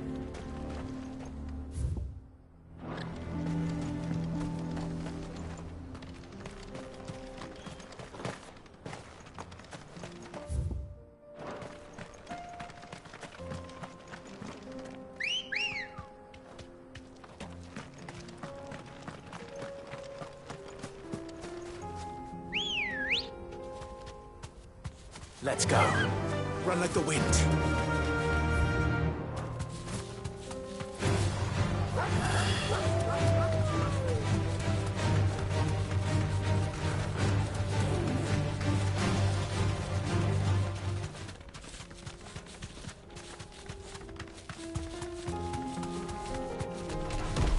No mistakes.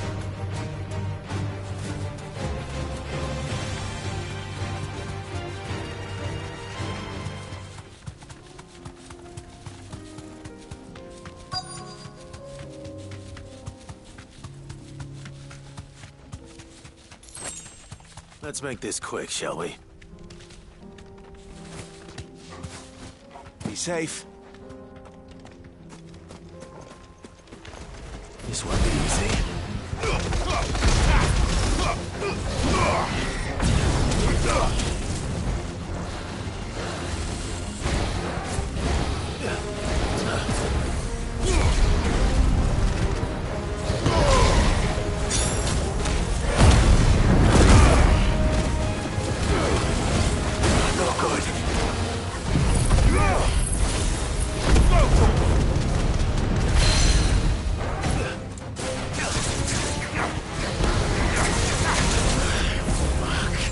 That's better.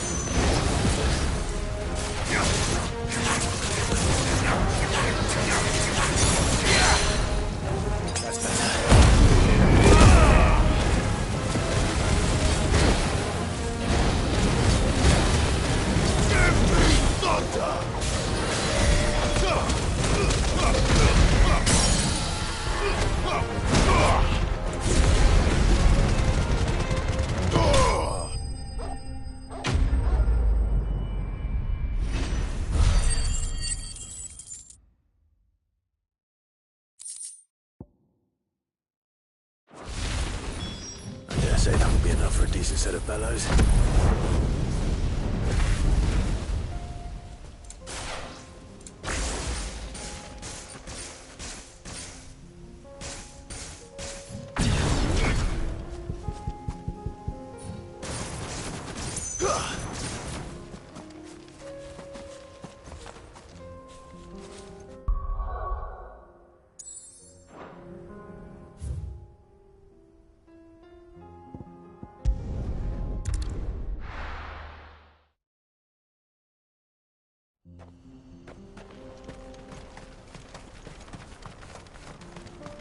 What's this all about then?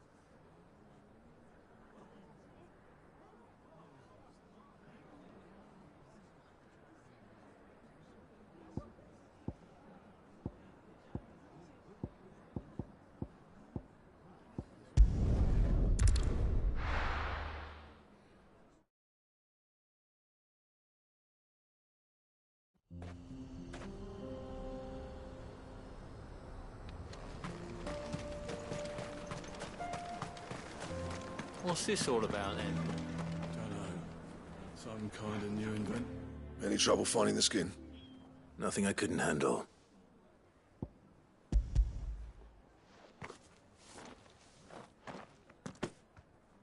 There should be plenty. Right then, time to put these louds to work. If everyone pulls their weight, we'll be finished in no time.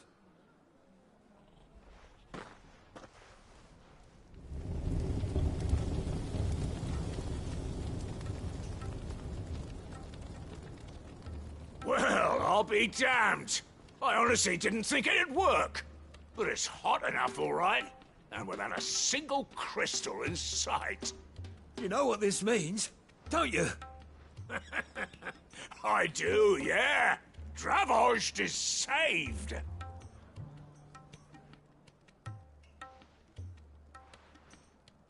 Sorry about earlier.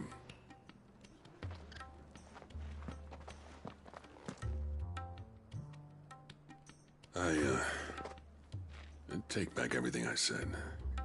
That thing you built us is an honest-to-God's marvel. You saved our village. It's Blackthorn you should be thanking. He oversaw the construction. Give this to him, would you? What is it? Pet Cole's cinders. After he left, I spent years trying to eke the most out of our forges. That there was my answer. Chuck it in the fire, and your forge will burn hotter for longer, which will do wonders for your steel. Our secret for yours. Only fair.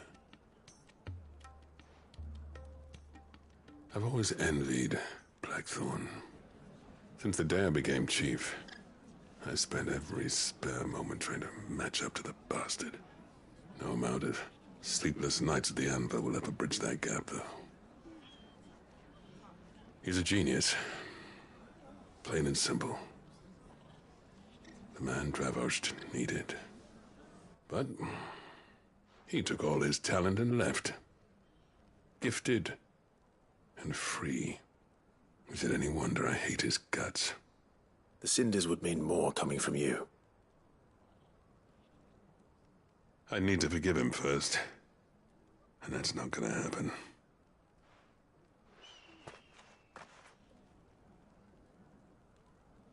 Well, you know what they say. Oriflamme weren't built in a day and all that. These things take time. Especially when they involve two geezers who hold grudges tighter than their hammers. But what matters is, Blackthorn's got that twinkle back in his eye. And I'd call that a job well done. So would I. I reckon he's going to be at it a while yet, though, so why don't you head off without us? I'll see that the old git gets home safe and sound. See that you both do. I'll save the cinders till then. All right. It'll be a nice little surprise for him.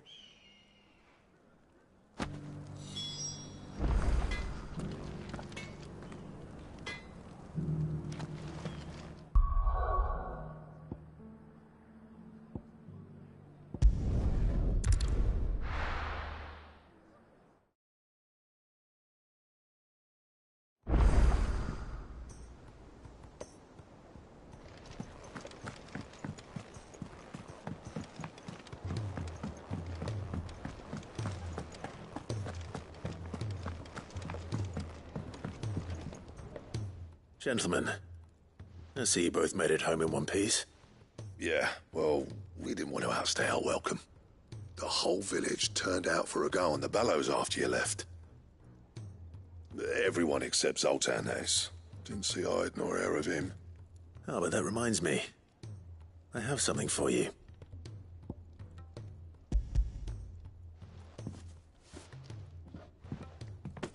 Pico Cinder. How'd you come by this?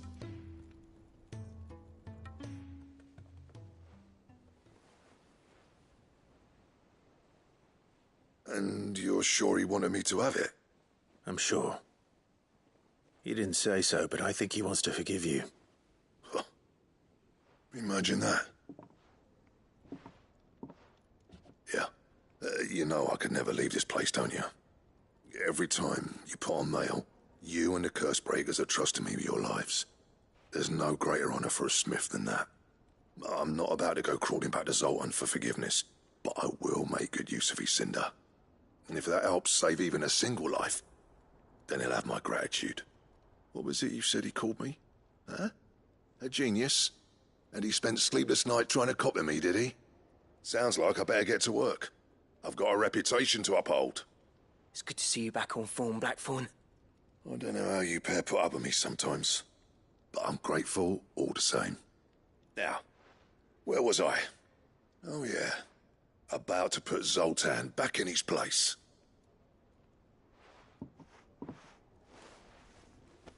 Ain't got the art to tell him how similar they are. Stubborn bastards. A little healthy competition should be good for him. You're not wrong. Still, it's a shame him and Zoltan couldn't let bygones be bygones. No use grumbling about it now, though. Blackthorn's happy. Or as near to happy as he gets. And that's good enough for me.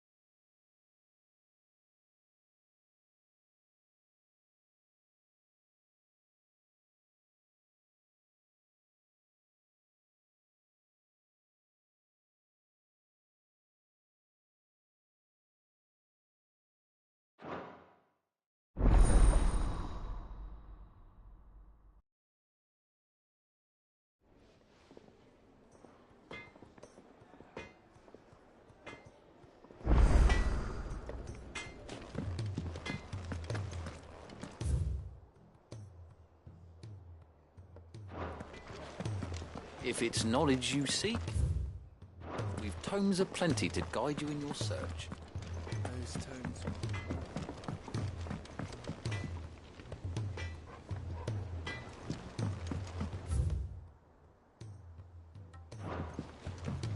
He's a surly soaker. Who cares less?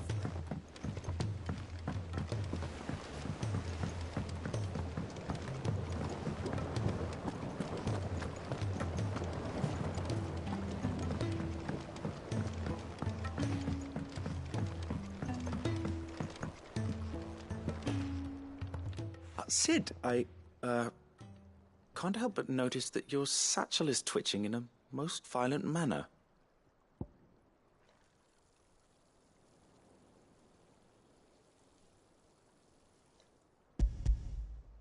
Here. It's your problem now. What an amazing specimen. The flesh positively throbs with vitality. If I can successfully graft this to the Morganbeards... When I successfully graft this to the Morganbeards, I suspect the results will be immediate. I shall begin at once.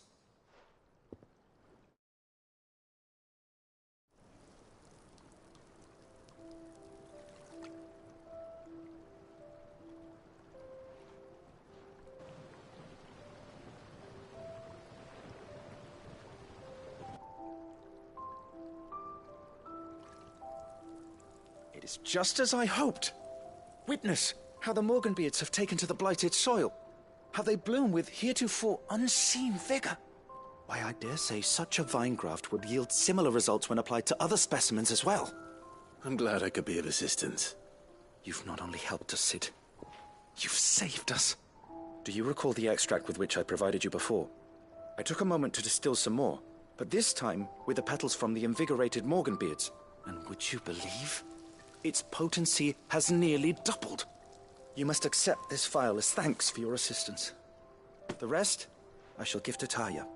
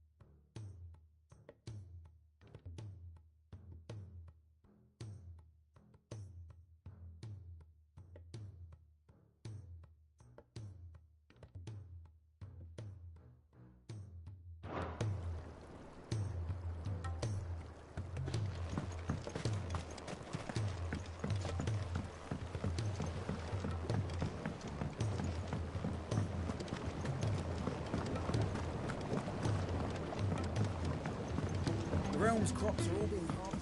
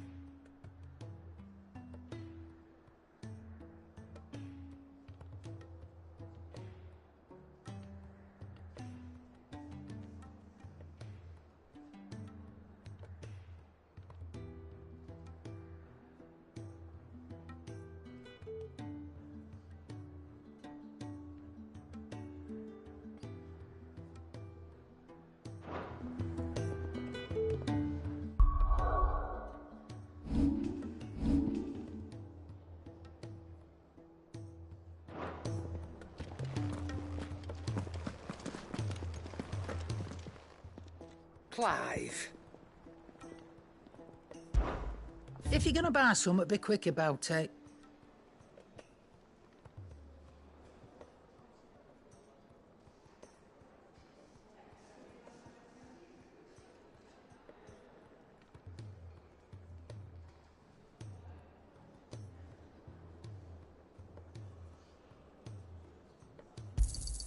It'd better all be here.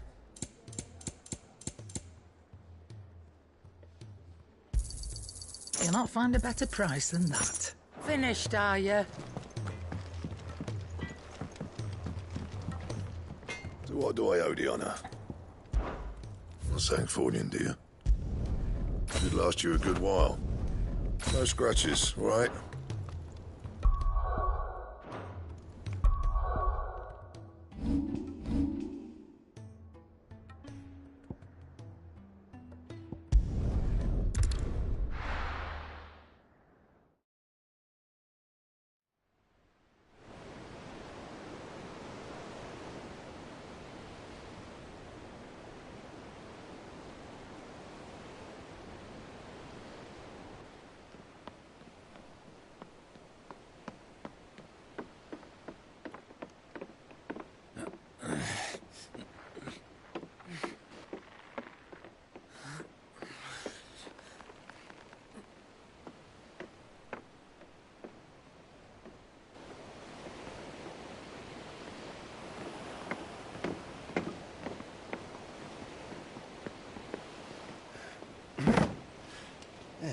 Right, Clive?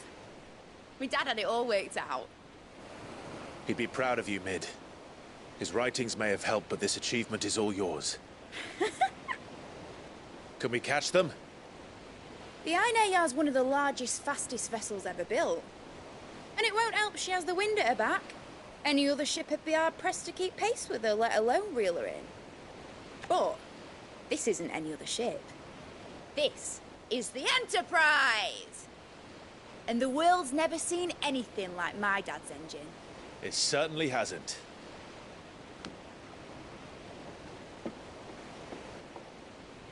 Clive, what do you know of Barnabas Tharm? Only what the bards sing. That he sailed to Ash from southern lands. That it was his mastery of the blade which won him the throne. And that his sword, Odin's sword, can sever the very threads of creation. But don't lose any sleep over a last tilt. We'll do what we must to survive. What we must? The light! I thought this cove was meant to be hidden.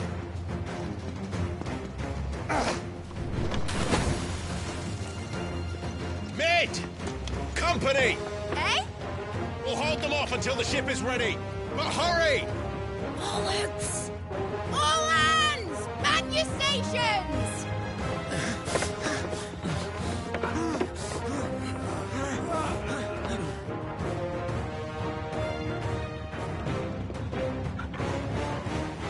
Everyone with me?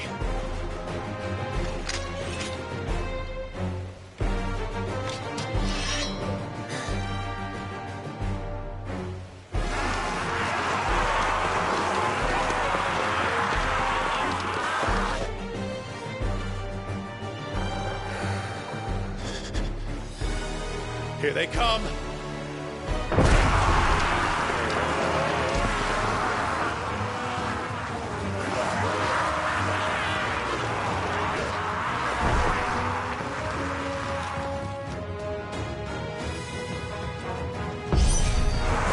Mid needs every moment we can give her. Behind me, Lord Rossfield. I'll take care of these fuckers. Behind? I'll have you know, earth-breaking here. One struck fear into the heart. About that offer, How are we doing, Mid? I thought you said that ship was fast.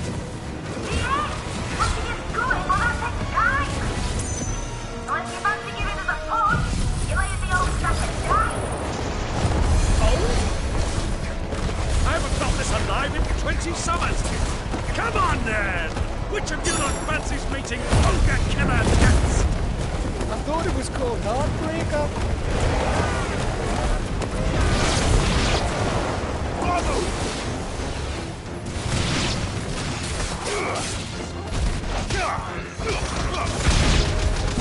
Don't let the coffin you cares. With bills to pay and I'll be damned if I'm going first.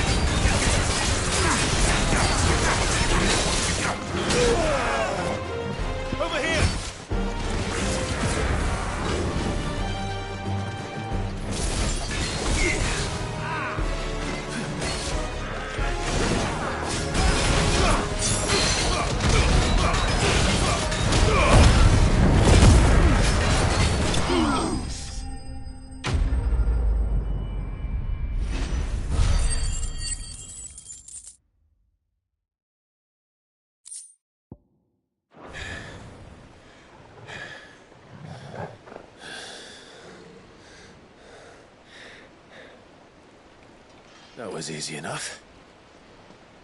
All right, you lousy lot. Get your asses on board. She's ready to sail. You heard the captain.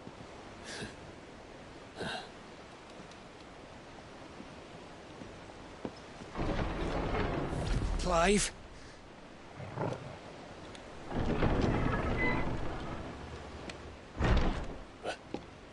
But I thought he was... Confounded. Then it is as I feared. Sleipnir is no man, but a creation of Odin.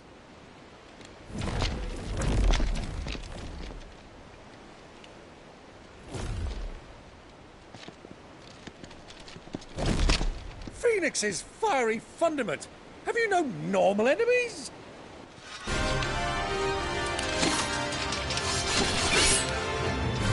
Up for another round? Of course we are. Right, Lord Rosfield? My boy, there was a time people called me the Executioner. Those are my eyes. No matter, heads will roll all the same.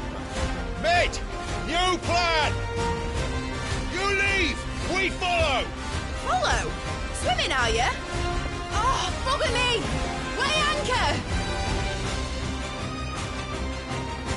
Engine's dead slow ahead!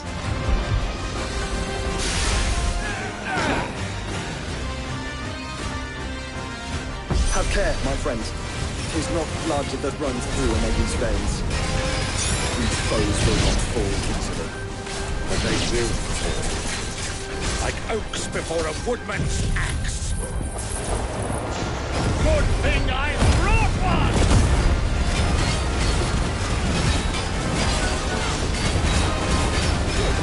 How long are we meant to keep this up? As long as it takes. Unless you have a better idea. Well, I've already killed at least 5 of the bastards. Fuck it! Let's do the lot!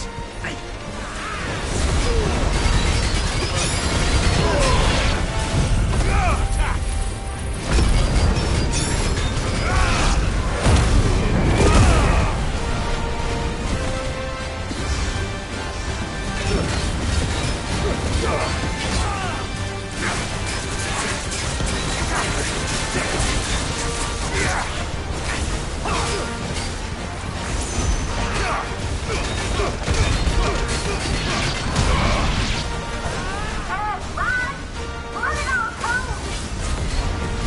Should we make for the ship?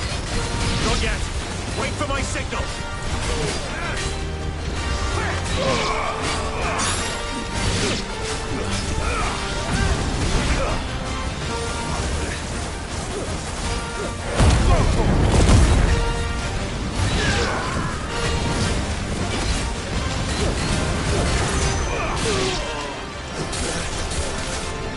Get him. In your own time, Clyde!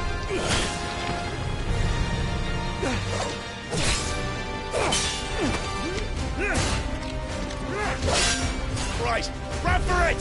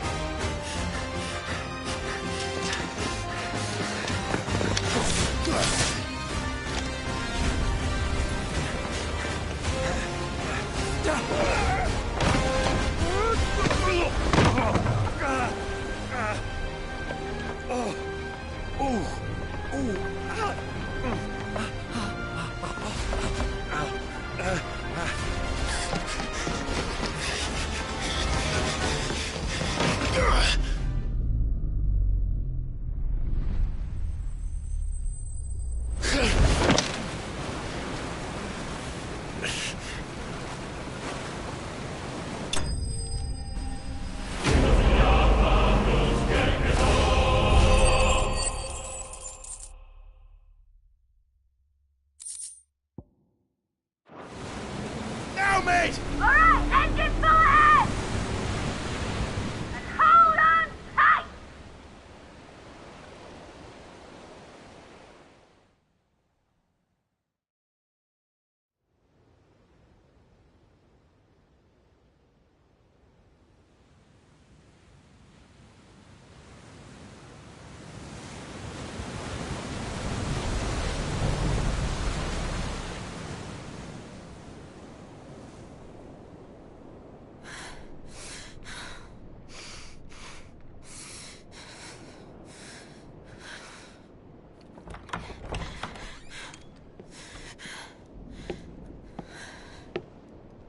What do you want?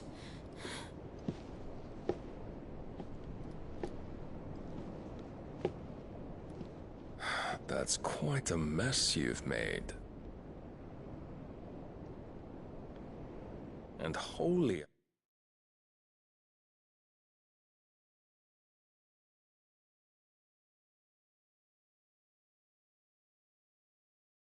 necessary.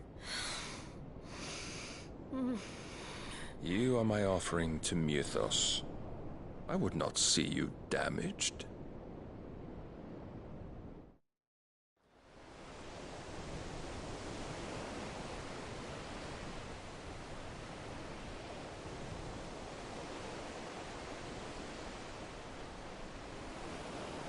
Now back to your stations! Every bell spent treading water puts another league between us and the galleon.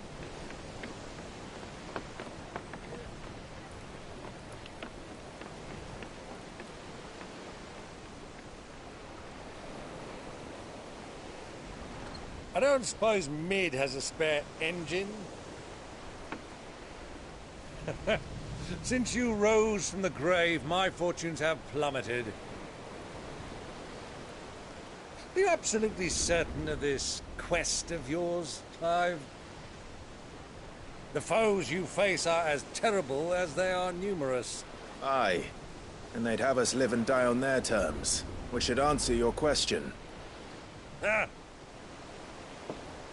You have that same stubborn look as your father did when he set his mind to something. On the battlefield, I am but a single axe. A deadly one, mind, but a single one nonetheless. Yet what you require is 1,000, and I believe my old friend in Brandalar can provide them.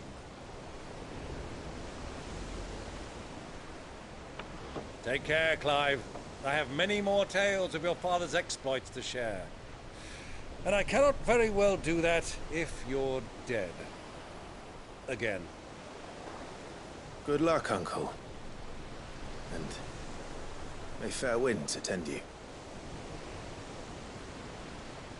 As for you, Joshua, take care. I shall do my best, Uncle. Farewell, my nephews. When next you see me, it shall be with an army at my back.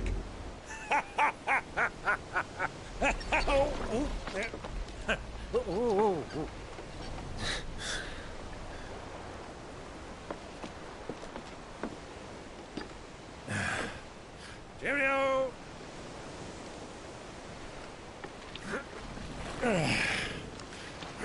Oh, yeah. Do keep up, my boy.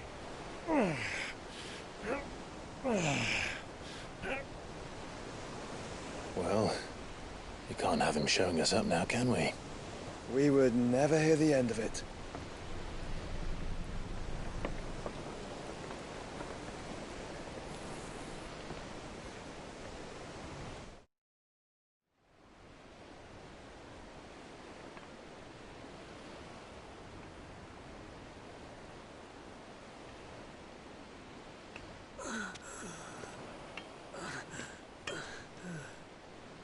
Great God of mercy.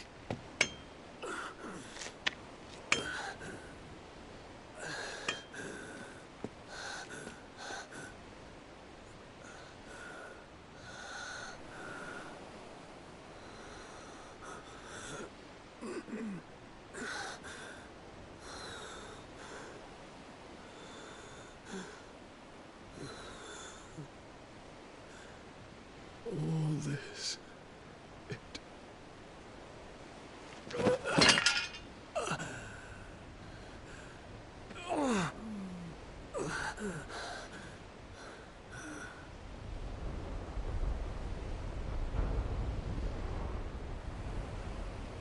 What have I done?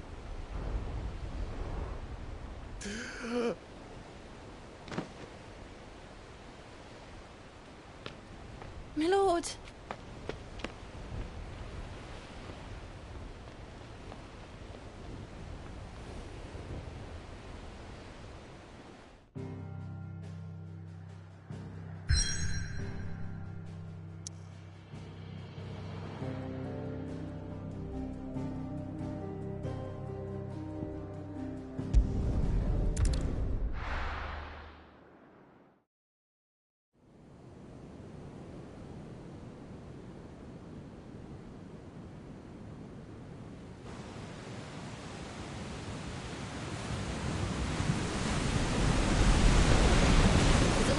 Between here and Waloed, but any ship heading north has to round Zemeckis and put through the Narrow.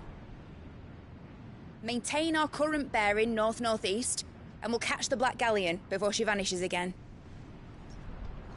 What's to prevent her from circling around Ash from the south? With these winds in those waters, it'd taken forever and a fortnight to reach Stonehenge. Mid knows what she's talking about, Clive. Better than any of us lot, anyway. I say we do as she tells. Sails on the horizon. She's ours.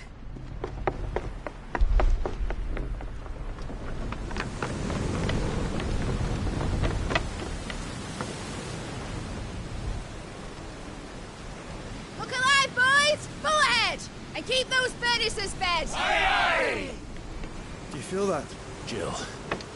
All hands! Battle stations!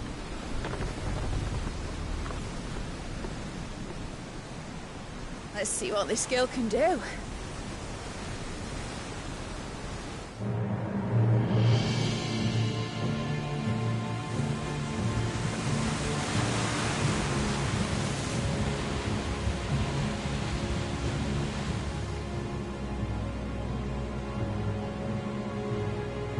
Where one leads, so does the other follow. A bond of consciousness which joins them, condemning both to the same fate. Yet my every attempt to strike it from their hearts serves only to tighten its hold.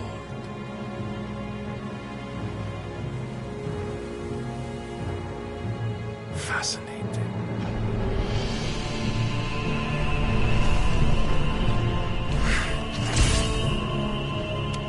But then, there is naught my blade cannot sever.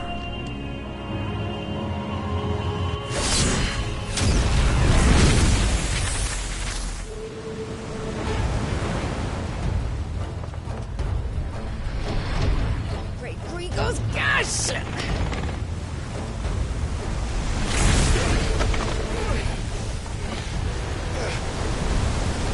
Barnabas. Harder port! Heads down, you brutes! And brace for impact!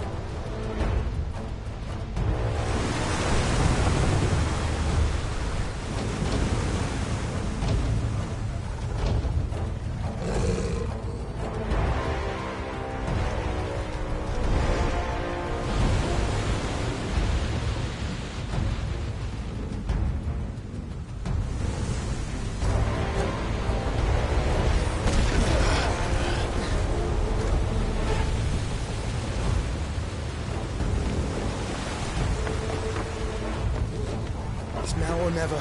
I'll find her.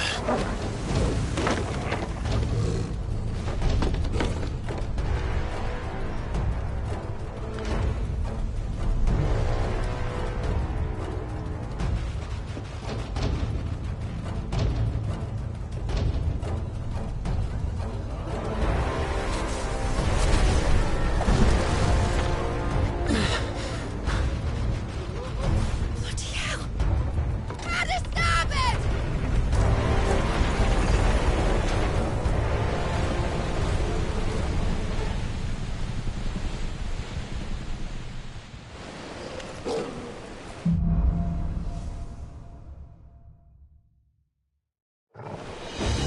Where did you hide her, Barnabas?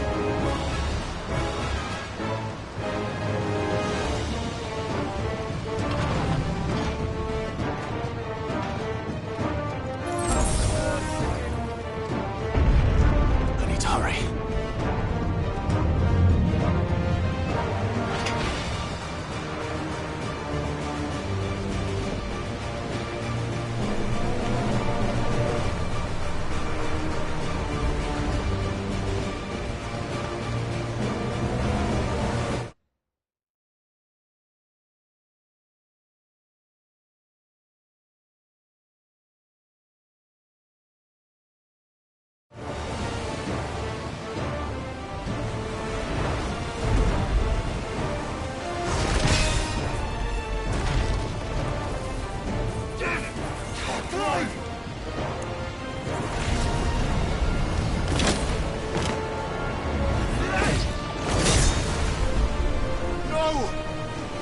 There he is! He wants him alive! Hold on. I'm coming. For both of you. Back to shepherds! This one.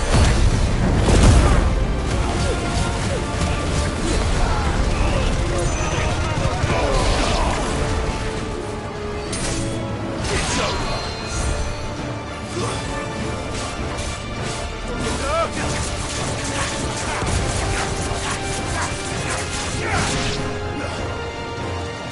Give me thunder! Go, Torm!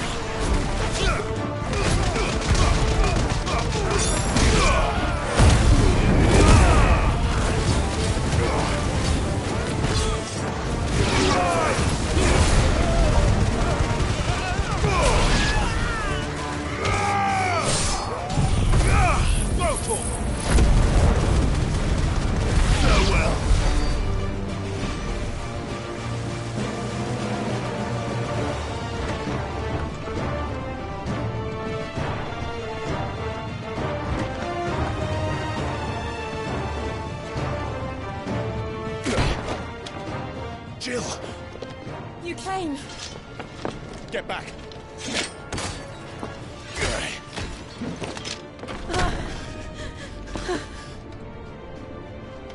Clive, how did you... I'll explain later. Hands.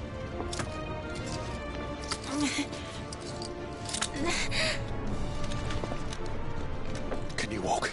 Out of here I can.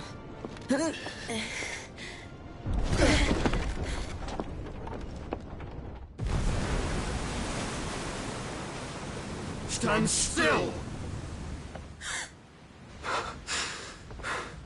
Phoenix, are you not the dominant of fire? I see naught before me but a guttering flame.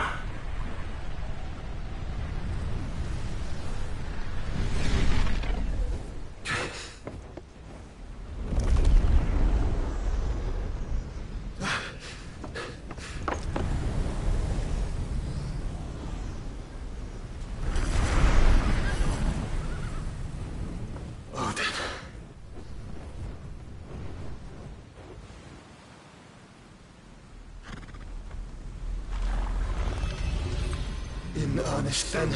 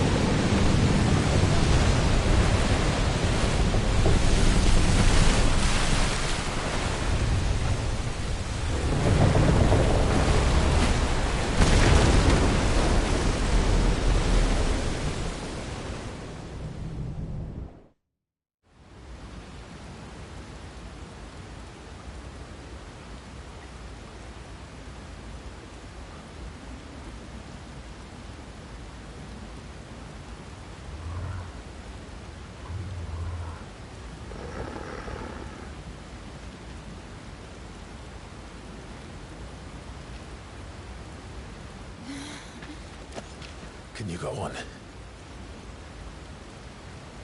I think so.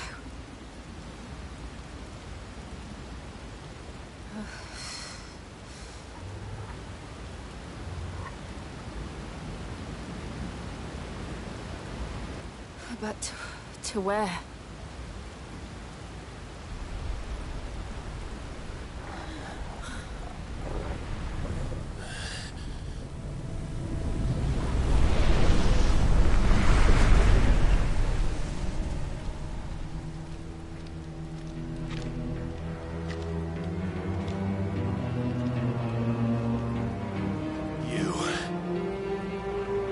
What did you do to Joshua?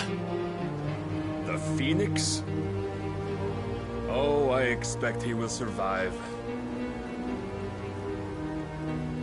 This consciousness in which you coil your feeble souls is grown thick with desperation. And thus has my master turned to my blade.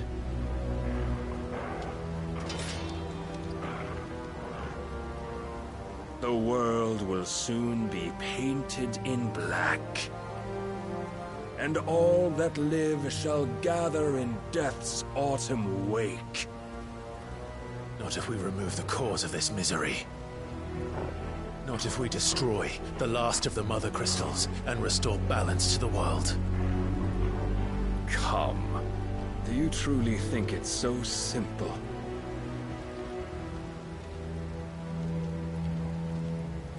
The Blight is inevitable. Not even the Almighty might stop its endless march. Your efforts will avail us naught. Naught, that is, but suffering. You must embrace the truth, Mythos. Accept your place with the Lord. Keep it. As long as there's a chance, there's a choice. Ever led astray by your blind resolve.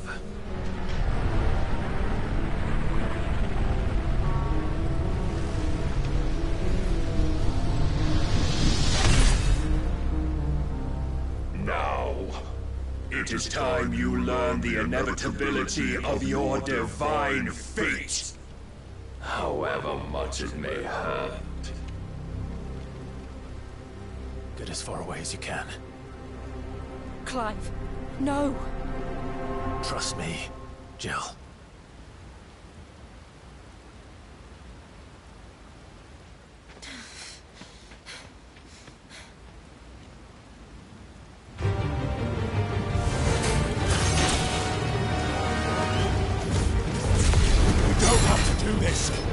Oh, but we do. If only to remind you of your duty.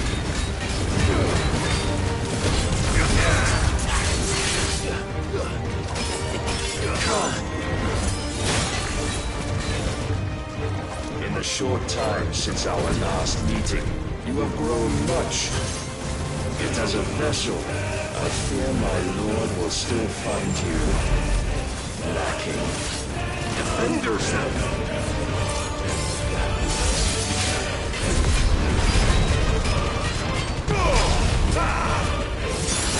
All this fire and fury, and for what? Stopping the blight.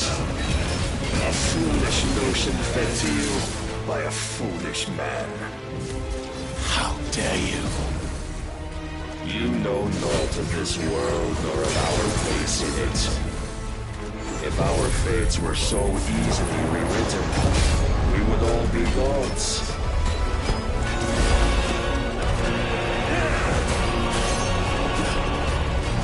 Rise, Mythos.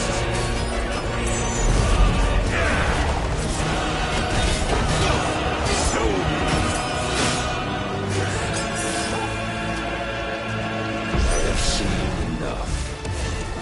If reason cannot sway you, there are other means of persuasion that might.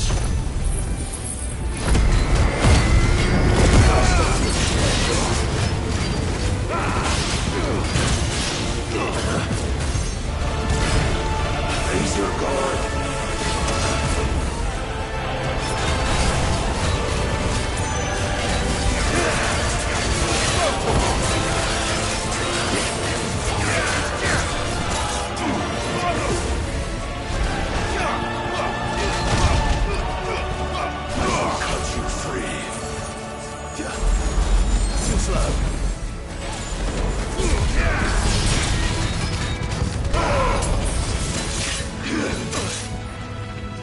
Are you ready?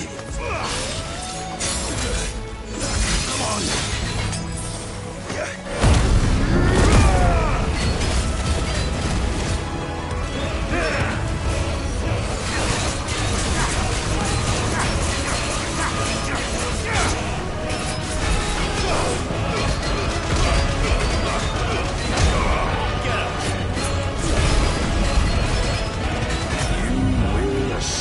The mantle you've been given.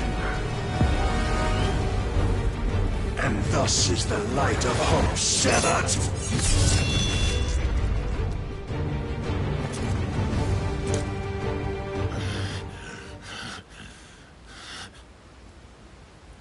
You would yield so soon. Never.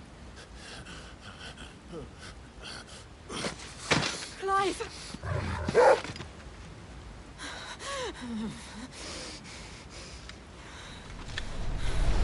Do you not see? Your iron will weighs you down, dragging you ever further from your purpose. And what is my purpose? Mythos. Who are we? What are the dominants? The breath of the Creator still warm on our lips. We carry his light that we might guide the masses in his name. We are but mighty acts of God. We are more than that! You would be nothing without what he has granted you. The power we wield is his, and yet every time we draw upon it, it wears away at our very being. It breaks us. It unmakes us, that its immaculate aspect might reveal itself. The icon. It is too much for even his chosen few. Apart from you, Mythos. You wield the might of many, yet your body does not answer for its avarice. What are you saying? What I am saying is that we dominants are a means to an end. We were created for you, that you might drink deep of our strength and thereby fulfill your divine purpose. Which is? To feed. As you would know, could you only look beyond the walls of your prison of self-regard.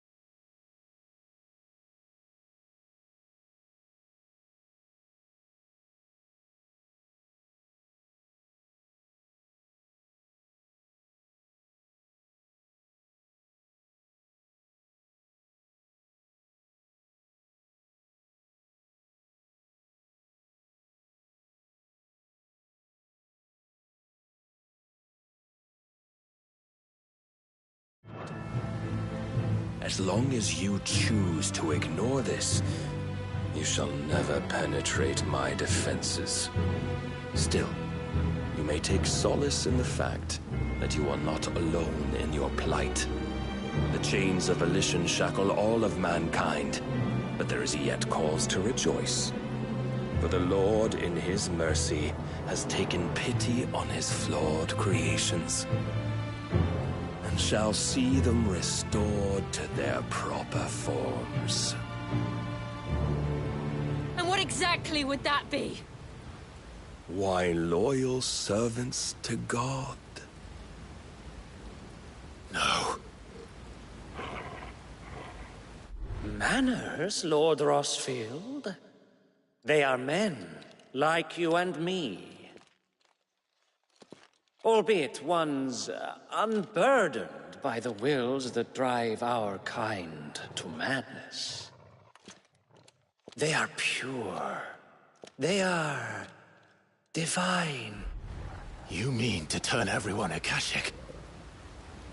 Not turn, Mythos. Turn back. For too long has mankind been led astray by their clamorous wills.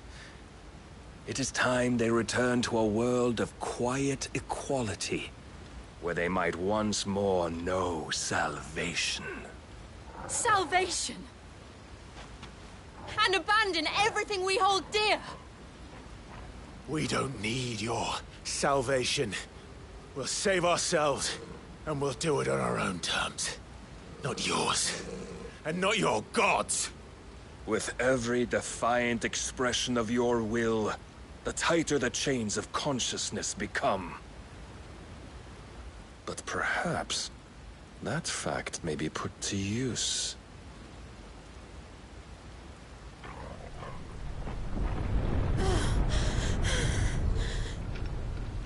Clive!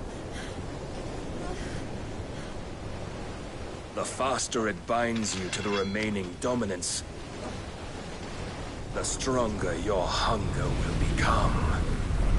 Until it leads you back to the only answer there ever was. Mayhap not by the path my master intended, but back all the same.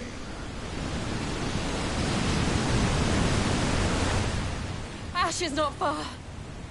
I could freeze a path. You're in no fit state. Probably not, but I can try.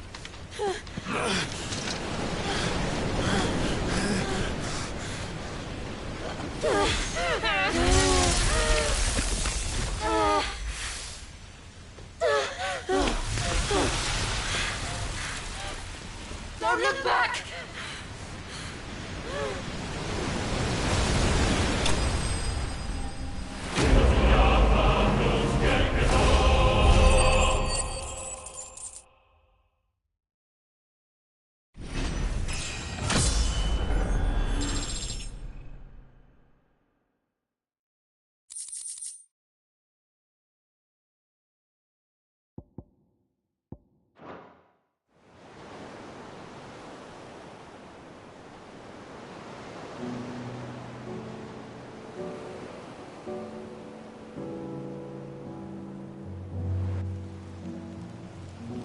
I hope the others are safe. The Enterprise was clear of the gap when we fell. They made it, Jill. And they will have seen the ice, where it led. We need only wait till dawn.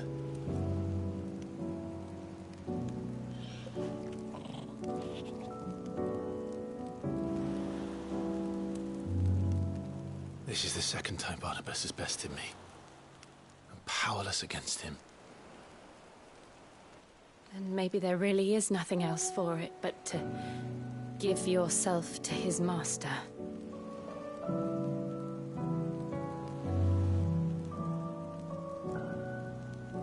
Only you won't do that. The Clive I know would never do that.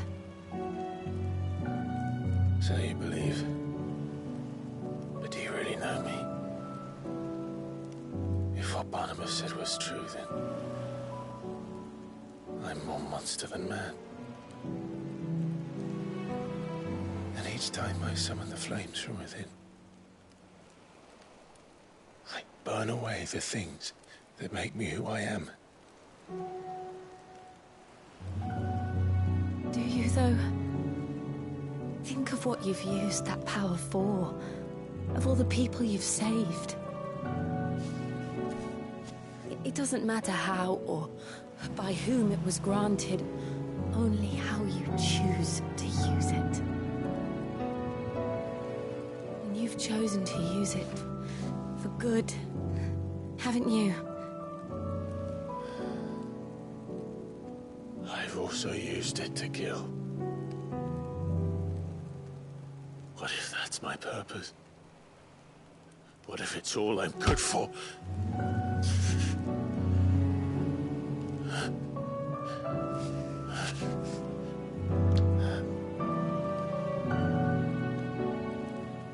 You're still that same boy I grew up with. Always so eager to save everyone around you, and yet always so lone. Because you failed to realize the one thing that needed saving most of all. You, Clive. You. You never once took the time to save yourself.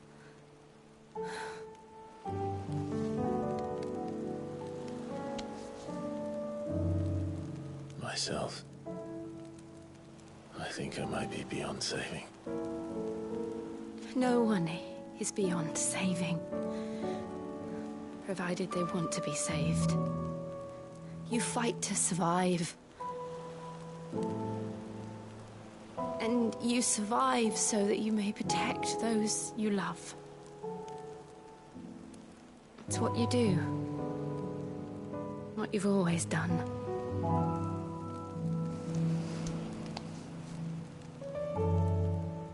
And I know you're not about to change. So I'm going to help you. To give you what you need to protect us all.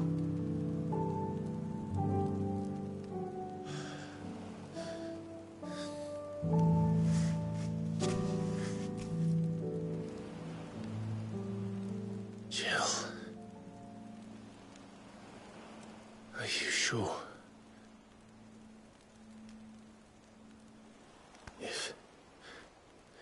If this is what you want, then...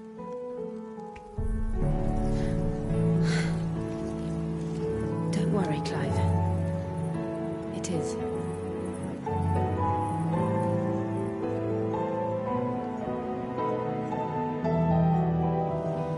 This burden, I'll give you the strength to bear it alone. But I'm not alone. These burdens I carry, my sins, my pain, my sorrow, I see now that they are all a part of me.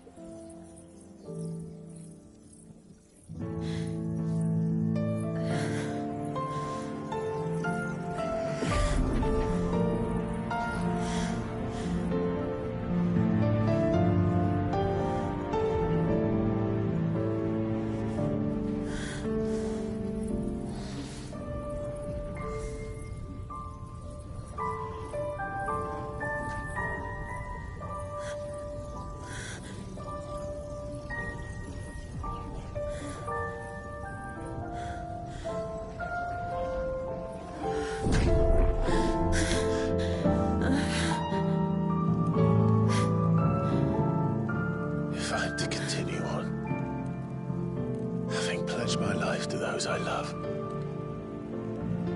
then I will gladly bear your burdens too, until my last breath.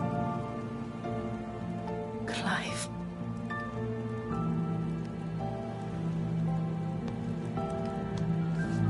I promise you, Jill, we will find a way to escape this fate. Find a way to save each other.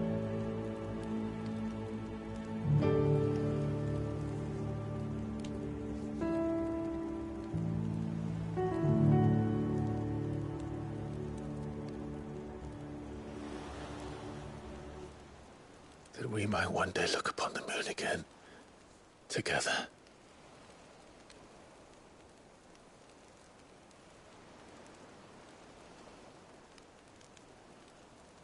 And I promise you, Clive,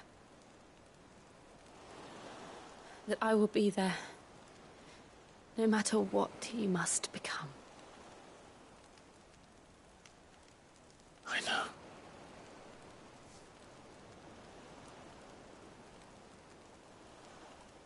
I never thought a smile could bring me so much joy.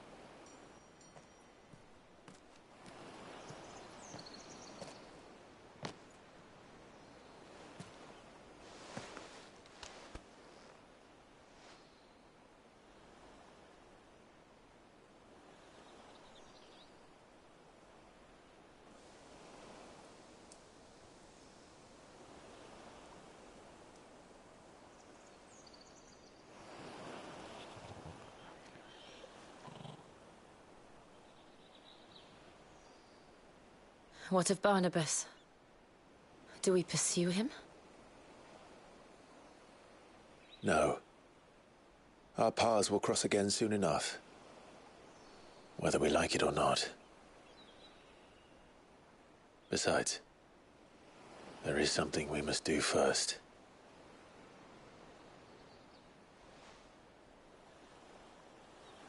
Of course.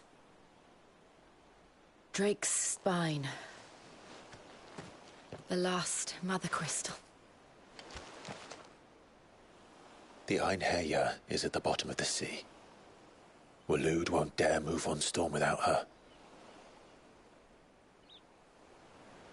But they know we're coming now. We'll need a plan. And a damn good one at that. Then let's go home and find one. Ash will have to wait.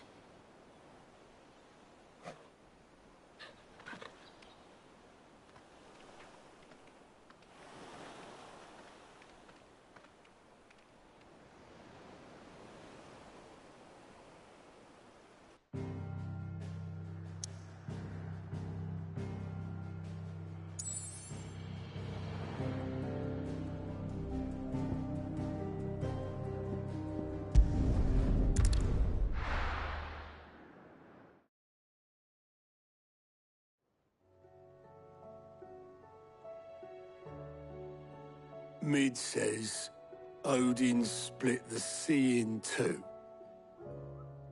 She's always been partial to a tall tale. But there's tall, and then there's tall.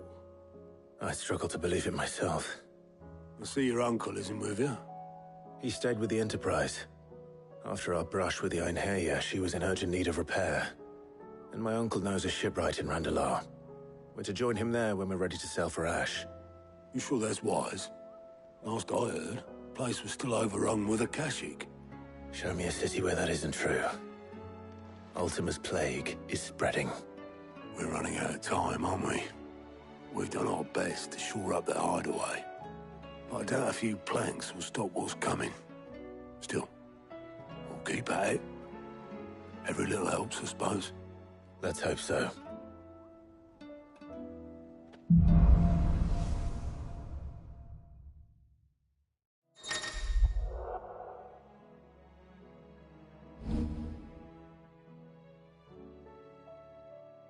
I should visit Joshua, assuming Talia will allow it.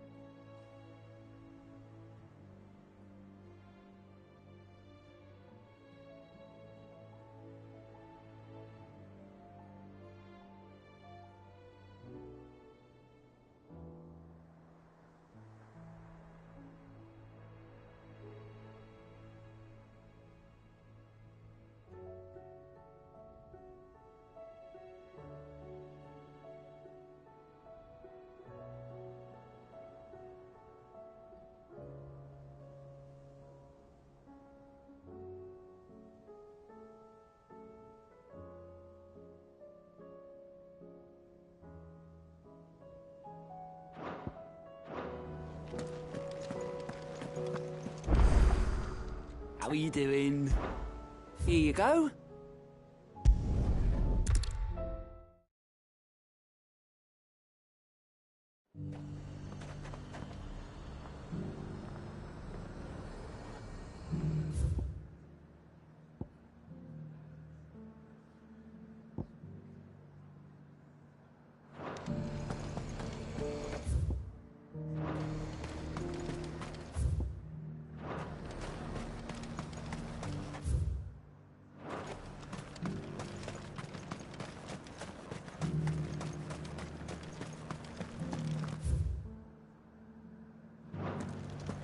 There were ghosts at the gates not days ago.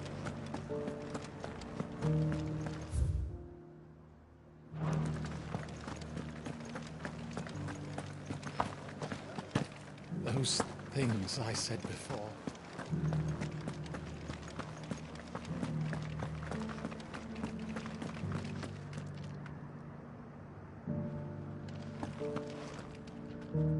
Oh, Clive.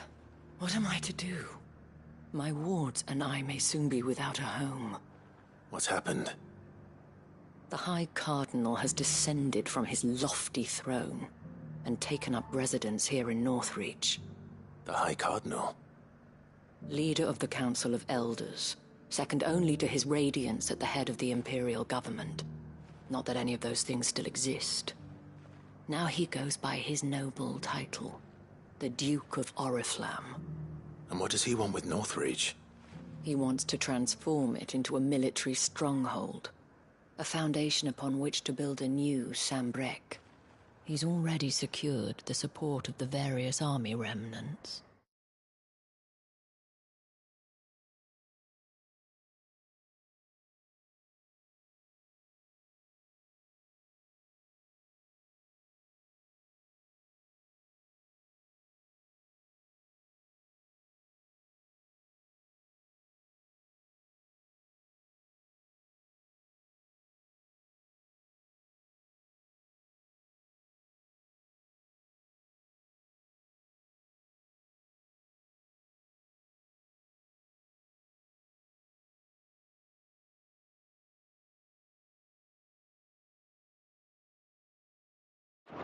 With promises that they shall be afforded the respect they deserve in his empire.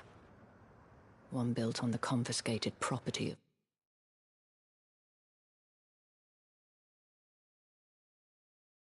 the people. He would rob the populace to pay for it. Believe me, I have used every means of persuasion to discourage him from this folly. But for whatever reason, he will not listen to me. What does Captain Philippe make of this? When the town was under attack, it was him the soldiers rallied around. Couldn't he use that influence again? How? By speaking out against one of the most powerful men in Sambrec. A man whose stated aim is to revive the empire Philippe's comrades swore to serve, and to improve the soldiers' lot within it. The captain can offer them a regular supply of gruel, and an occasional trip to the Vale to help them forget the terrors they face each day. The Duke offers them a vision of strength and safety. No.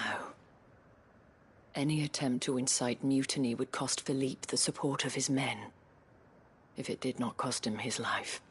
But given the mood around town, mutiny may yet be unavoidable. The people have little appetite for further deprivation, least of all when it serves only to elevate others. Who could blame them? Clive, would you appeal to the Duke on my behalf?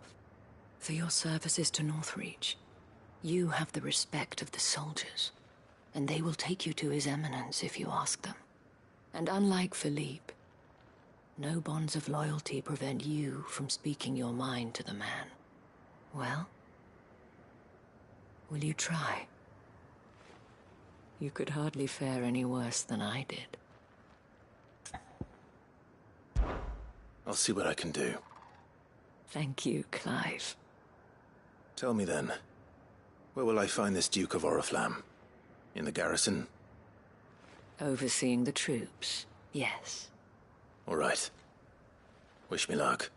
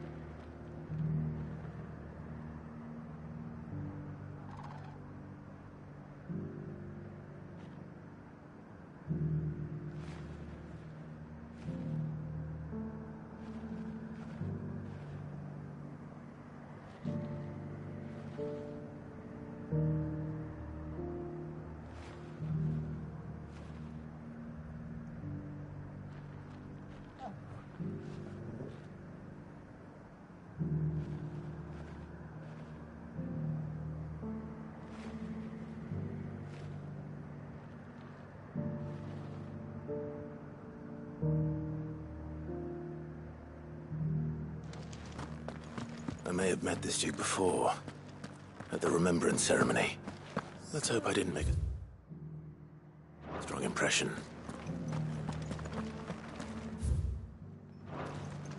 Those things I said before. You need... Don't fret. The creatures have been dealt with.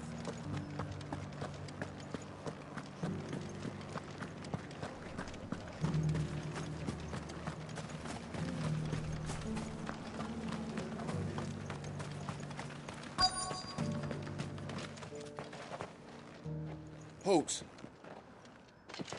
Oh, sorry about that. You're the dame's man, aren't you? You got some business with the captain? No, actually. With the Duke. I was hoping I might be able to speak with him.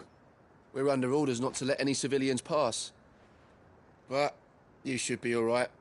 His Eminence has heard all about you and your heroics. Wait here. I'll go and ask.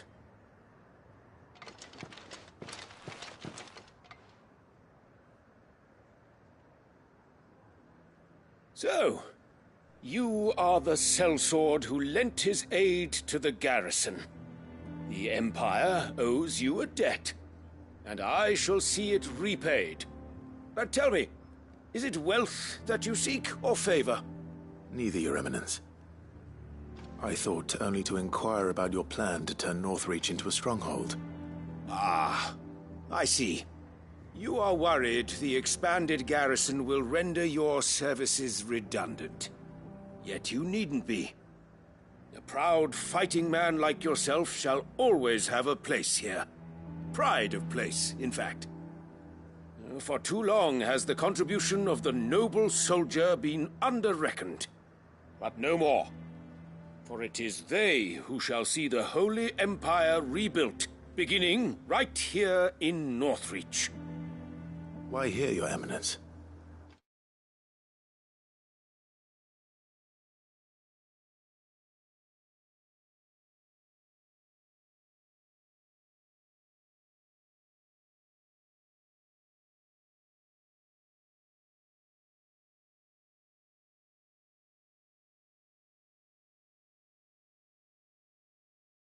The town has been fortunate enough to escape largely unscathed from the recent troubles. Her defenses are sound, and her garrison well prepared. Which is more than can be said for Oriflamme or Twinside. The Empire wants for a capital, and I believe Northreach to be the perfect place. With Caer Norvent as her citadel. Once we have seen to the refortification of both the town and the castle, we need only build a wall around both to create a city that would be the envy of the twins. Plans are already underway for the construction. Soon enough, these thralls shall learn that they are no match for the might of Sanbreque. I fear you underestimate how dangerous these creatures are, Your Eminence. Should they return in force, you will need all the people of Northreach to come together in defense of the town.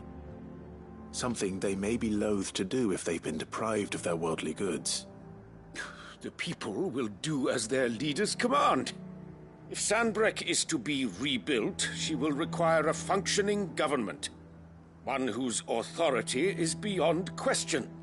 That is why this levy is necessary, so that any man who wishes to join the army might do so and be fed, outfitted, and paid as befits a defender of the Empire. And yet there are those who persist in peddling the treasonous lie that I seek to steal from the people and drive them from their homes. I suspect they're afraid of losing what little they have left. Precisely. The common folk have little and less, and you mean to deprive them of even that. You would sow the seeds of your new empire in your own salted earth. Sabine, we have discussed this. Yes, and I told you then how putting the empire before her citizens would lead only to revolt. Without an empire, there are no citizens. And in yours, there will be only beggars. Is that what Griga wills for her people? Do not take her name in vain, Sabine. I'll come back later.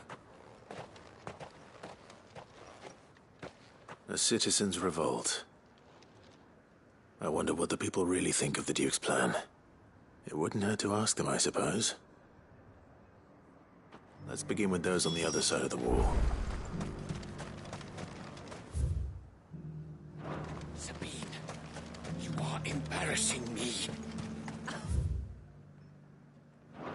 You're embarrassing yourself.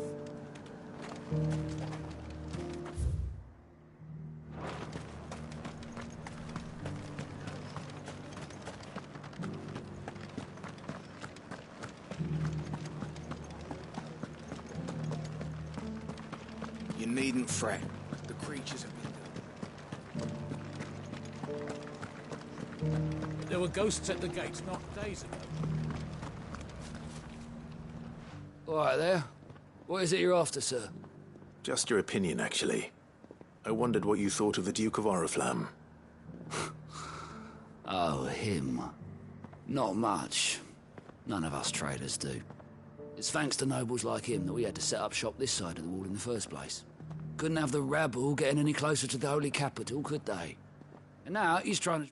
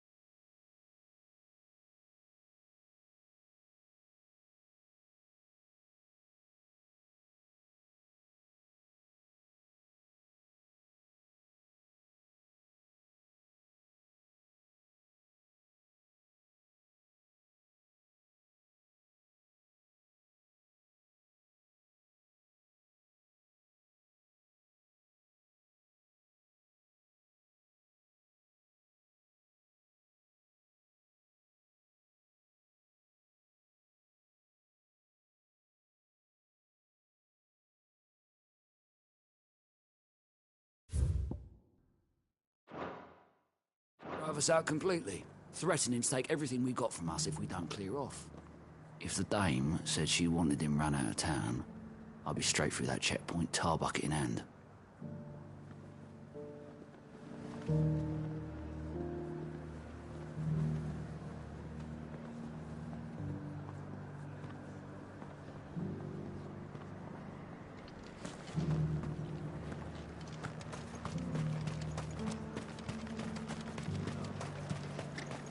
I heard the dame got an icon to rid the man over. A question, if you don't mind. What do you think of the Duke of Oriflamme? Don't get me started. You build a life for yourself somewhere, earning for some noble to turn up and tell you you've got to hand it all over to him. If he thinks his name and his chains give him the right to empty our purses, he's in for a rude awakening. We'll do whatever it takes to keep what's ours. Whatever it takes.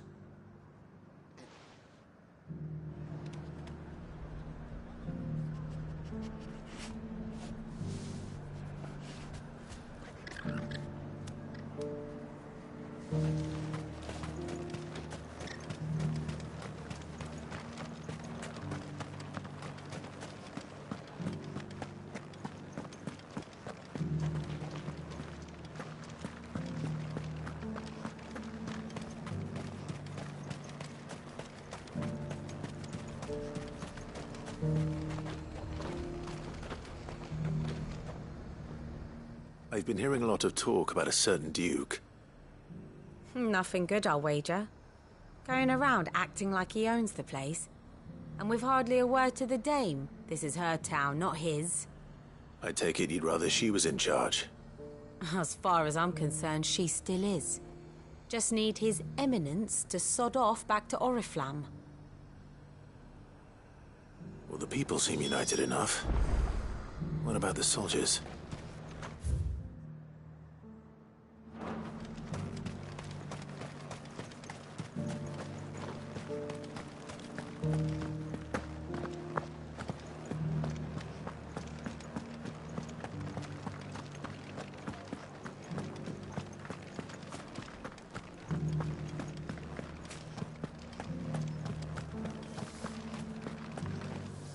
Excuse me, do you have a moment? I wondered if you'd mind sharing your thoughts on the Duke of Oriflamme. Well, he's made a lot of enemies coming in the way he did. I mean, look around us. You can see the state the realm's in. The traders might not like having the screws put on them, but if they volunteered a few more of their hard-earned gil before things got bad, maybe they wouldn't have to. I think the Duke's got a point when he says rebuilding the Empire's the best way of making sure we're all protected. And if that means people who don't know one end of a sword from another have to make way for those who do, well, that's just how it goes.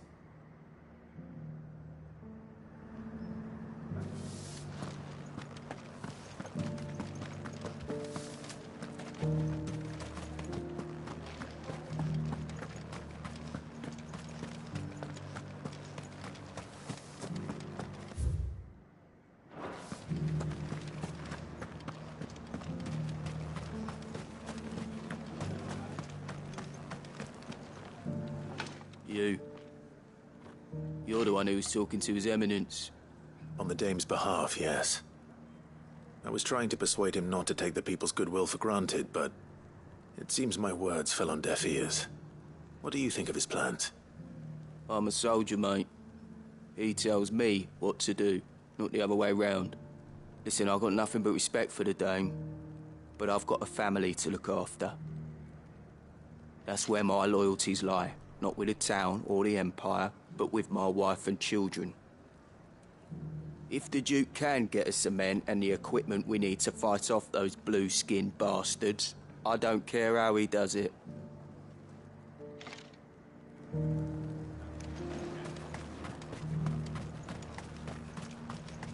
Sabine, you are embarrassing me.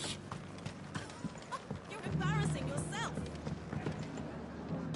I hear the Duke of Oriflamme plans to turn this town into some sort of fortress. Do you think that's a good idea? It's not for me to say. All I know is that unless the Emperor orders me otherwise, His Eminence's word is law. Look, no one likes all these taxes and tariffs, but empires don't come for free. Once Sanbreque is back on her feet, we'll all reap the benefits. Let's see what Philippe makes of all this.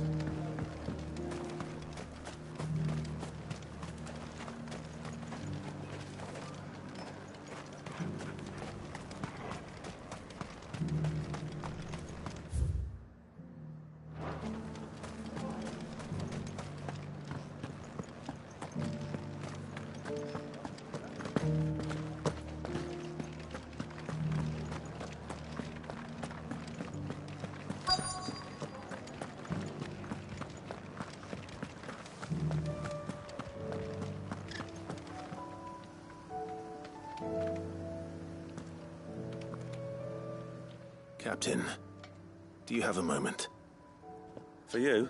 Certainly. Clive, wasn't it? Thank you for last time. How can I help you? I wanted to ask you about the Duke of Oriflamme. Do you intend to go along with his plan? But to tell you the truth, I'm in two minds. It's my sworn duty as a captain of the Imperial Army to obey his orders. But I can't say I agree with him. Philippe, I remember you saying that you became a soldier to protect the people you loved. The Dame included. That's right, I did. Well, she doesn't agree with the Duke's orders either. She thinks they could tear Northreach apart.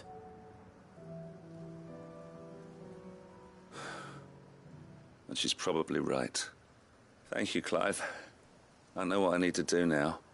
Protecting the people I love is what matters. Doesn't matter how. Well, duty calls, so I better go. Thanks again.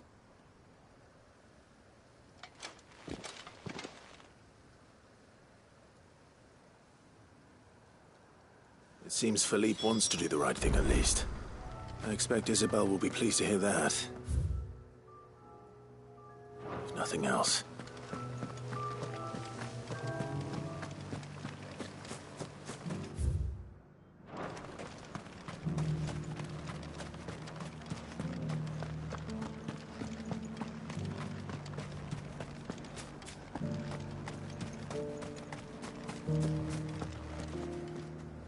Ah, Clive. How did you fare? Were you able to speak with the Duke? I was, but...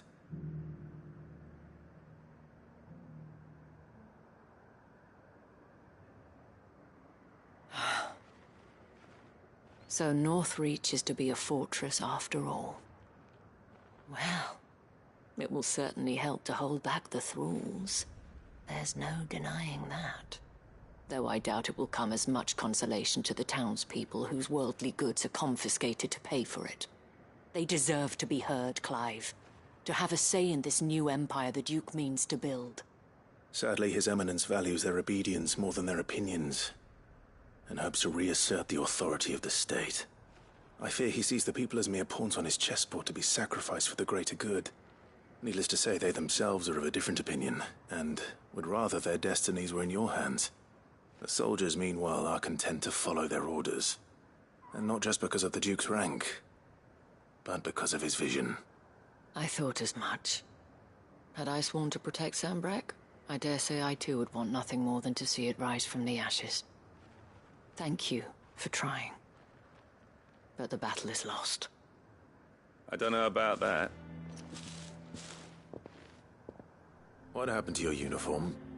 I handed it in, along with my resignation. Told the lads I wished them well, but that I owe it to those I love to call it a day. But why?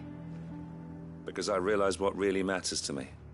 Not following some nobleman's orders for the sake of it, but protecting what I care about. Protecting Northreach. I honestly don't know when those monsters will return, but I'm certain they're not finished with us yet. And when they do come back, we need to be ready for them. We need to stand together, all of us. And with you to lead us, milady, I reckon we can do it. It was you who finally convinced me, Clive. There's no point following orders if they go against everything you believe. Indeed. All of us, standing together. That has always been Northreach's best hope, and one which still lies within our grasp. We have only to turn our attentions to the true enemy. Thank you, Philippe, for showing me what I must do. Anything for you, milady. Speaking of standing together, would you mind if I borrowed a few of the lads from the Vale to help keep watch around the town? I fear His Eminence has loftier tasks in mind for the guard. Not at all. Be my guest. Wouldn't be the first time.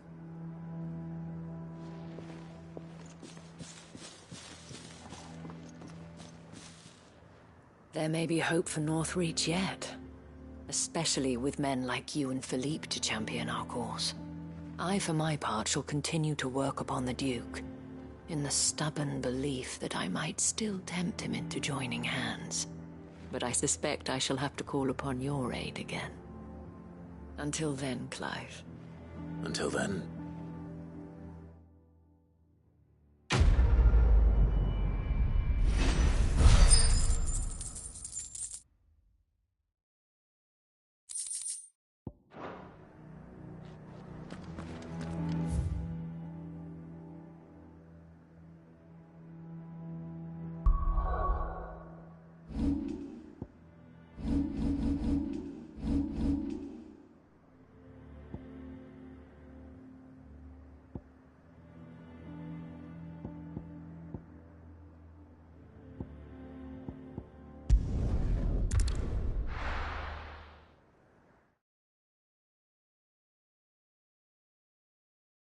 You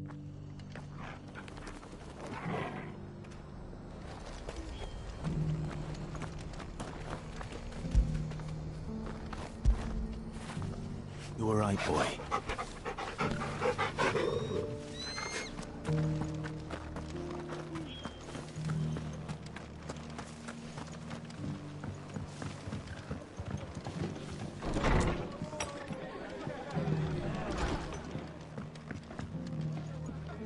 Ah, Clive. I was just about to send for you.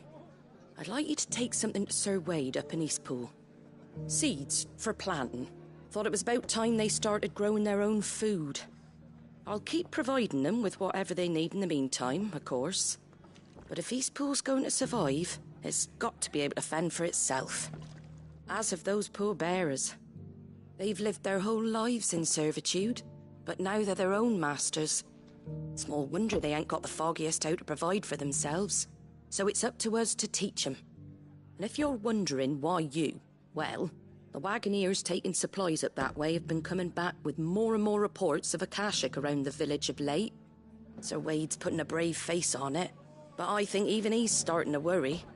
And if he's likely to share those concerns with anyone, it's you. All right. Thanks. Wouldn't ask if I didn't have to. There. That should be enough to keep him in Gazal Greens for a few years at least. Gazal Greens. Not the most mouth-watering crop, I'll admit.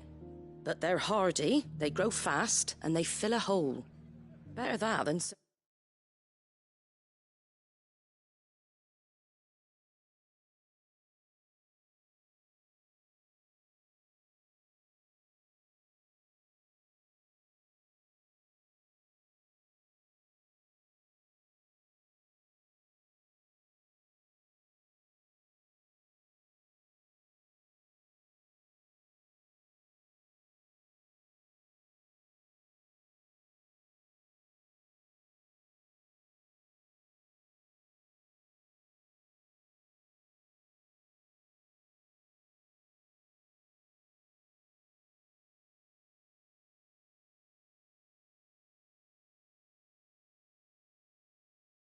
Thing that'll wither away at first frost. And chocobos love 'em too, which is no small thing. When I say all of us need to pull together to get Eastpool back on its feet, I mean all of us. They ain't exactly succulent, but cook 'em right and they're just about bearable. I'll take your word for it. Anyway, Sir Wade'll know what to do with them. And if he don't, well, I'll go up there and show him myself. I'm sure you will.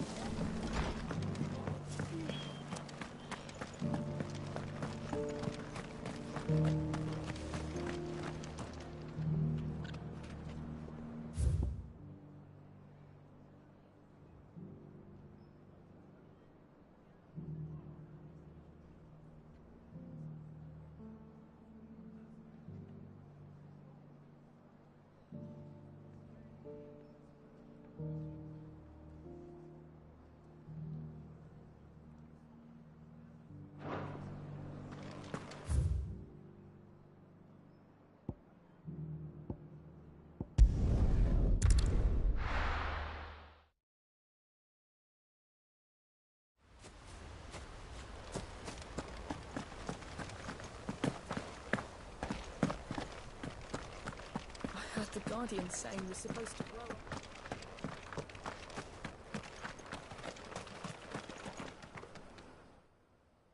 Ah, Lord Rossfield.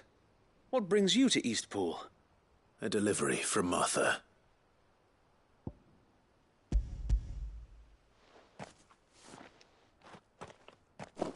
These are Gizal green seeds. Martha's keen to cut the apron strings, then, is she? I jest, of course. You see, I had thought we might be able to revive the old wheat fields, but they'd long since gone to seed, only without the seeds. Martha was hoping he might be able to show the bearers how to plant and tend these, so that they'll be able to fend for themselves. That's not a bad idea. These bearers had only recently escaped their bonds before we brought them here.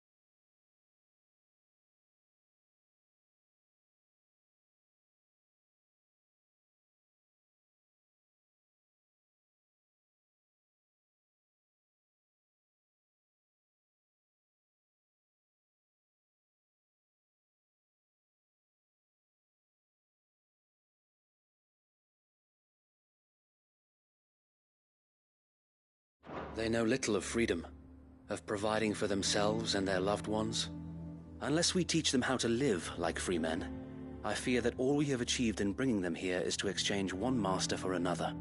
Not that myself and the Guardians have been the best example to them so far, subsisting almost entirely on Martha's charity as we do. It's about time we all started to provide for ourselves, bearers and Guardians alike. Unfortunately, we've been a little too busy of late to focus on much besides bolstering our defenses. There have been alarming reports of... The Horde is closing in. They're coming, so wait, all of them. Damn it all, I thought we'd have more time. Gather the men in the square. Send to the rest for reinforcements. Yes, Sir Wade. The Horde. A Kashek, a veritable legion of them. They've been seen prowling around the northern reaches for a while now. We don't have the numbers to hold back a swarm that size. I had hoped to build a perimeter wall so that myself and the Guardians might be able to defend the village, but... Now you're out of time. Precisely. If reinforcements from the rest arrive before they do, we may just scrape through, but I fear that's rather an enormous if. What if you could call on reinforcements from Eastpool? You mean the bearers? We brought them here so they might live, not die, fighting for their lives. So wait. You said you lack men to defend the village. Are the bearers not men? Do they not wish to see Eastpool saved? Though they may not be trained soldiers like your Guardians. What help they are able to offer could still prove the difference between victory and defeat. You're right, my lord. I will... appeal to them.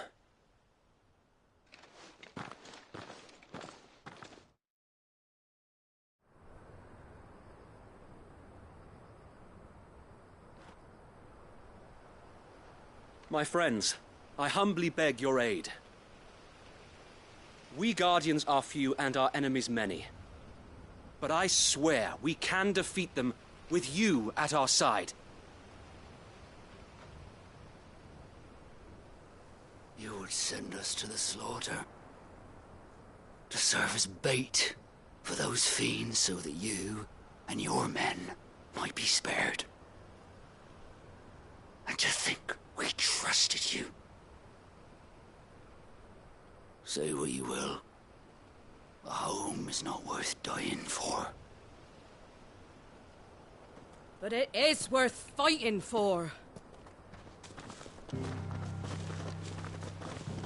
Sir Wade fights to give you lot a chance. Just like I do. Just like Sid does. We all wanted to give you a home where you could be free.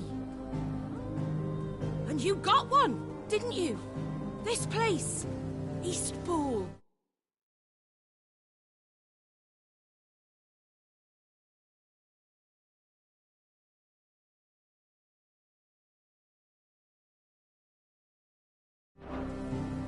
This is your village, your home.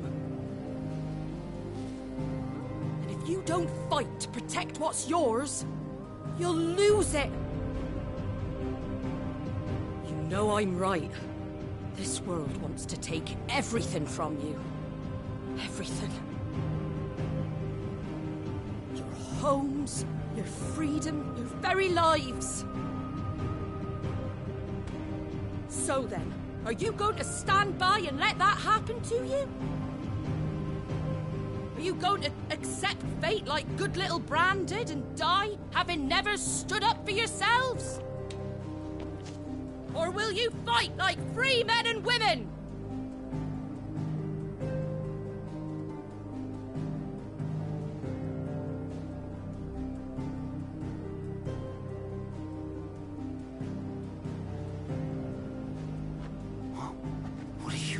All right.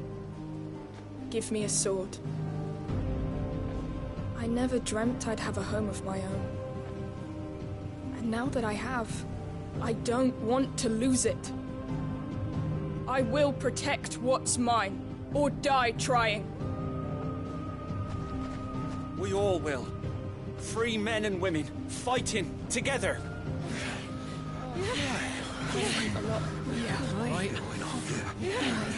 For Eastpool! For Eastpool!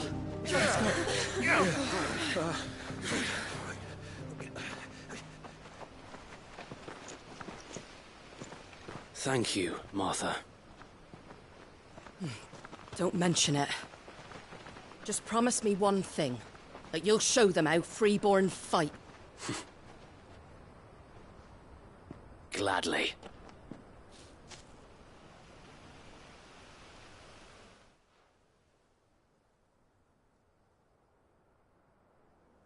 Well, if it was numbers you were lacking, you certainly won't be now. Thanks to you. Me? Oh, I just love the sound of my own voice. Lord Rosfield, my lady, we're ready. So what's the plan of action? We'll divide our forces into several small detachments, each made up of guardians, bearers, and guards from the rest. These will position themselves at strategic points around the village. Upon engaging with the Akashic, each detachment will keep the creatures occupied as best they can, steadily retreating all the while. You're going to lure them into the village? I am. We will have neither the time nor the resources to treat the wounded, so injuries must be avoided at all costs. Instead, we will focus purely on defense at first. By coordinating our withdrawal through the use of messengers drawn from among the bearers, we will aim to have the swarm converge at a point of our choosing.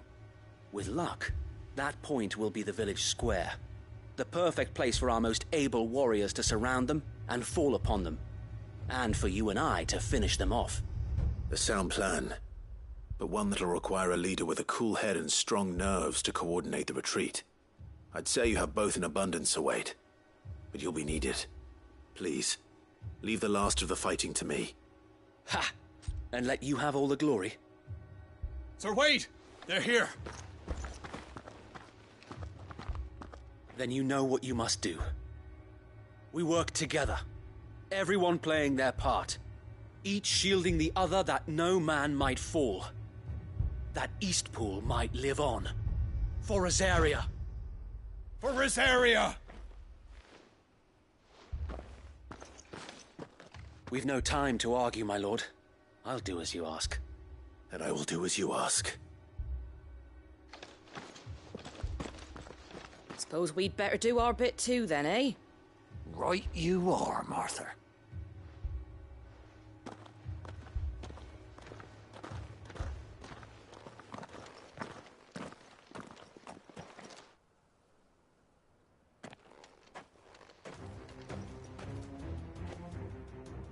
The calm before the storm.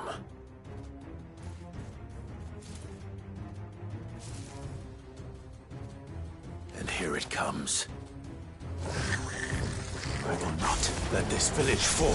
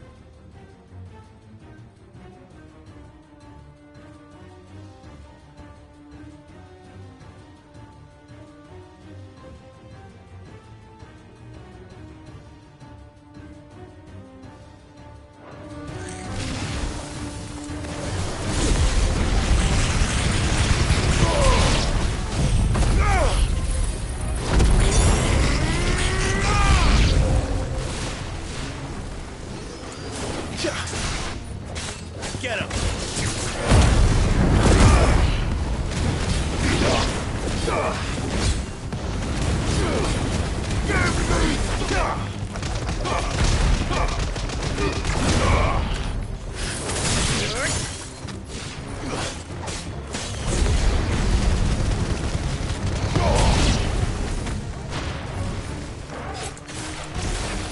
Over here! Garuda!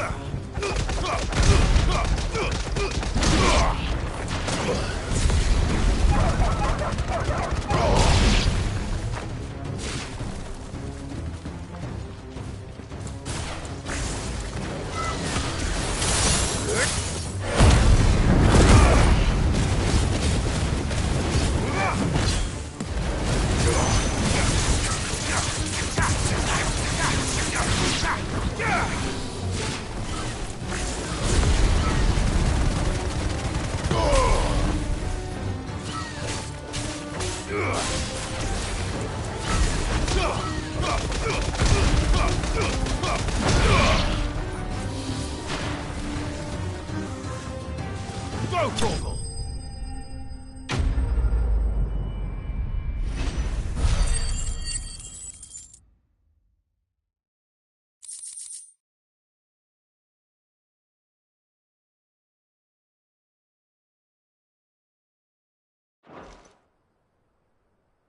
Looks like that's the last of them. Lord Rosfield! Change of plan! What is it? Owl from the rest. An Akashic Curl's been sighted on Rhiannon's ride and is headed in their direction. Well, the better half of her guard is here. So wait, how many Akashic remain in East Pool? Hard to say. My men are still facing some resistance, but I think the worst is behind us. I could order a detachment or two to fall back and... No. Let them finish the job. You stay here too, Sir Wade. Your men need you. I'll go after the Curl. Join me only when Eastpool is won. If you're sure, my lord. May the Founder protect you.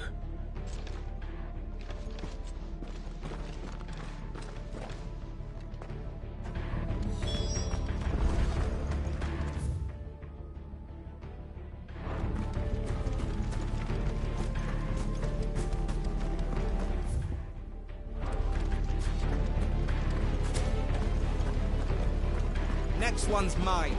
I might...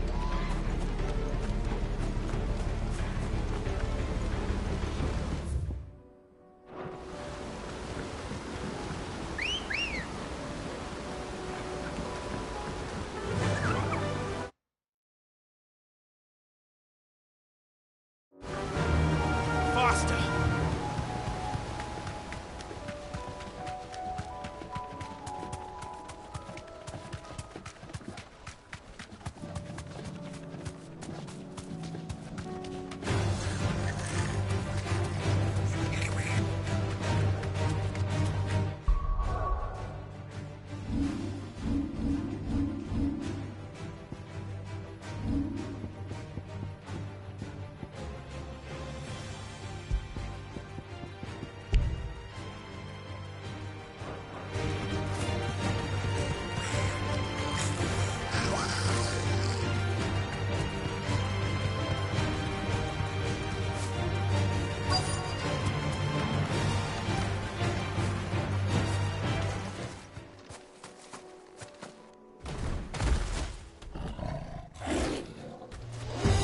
There it is. With me, Torgal.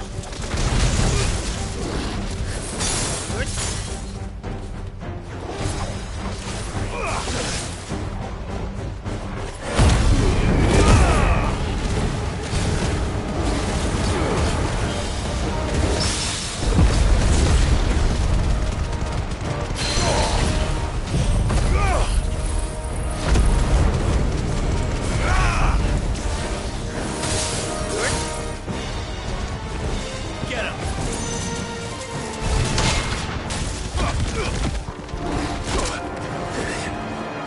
This one.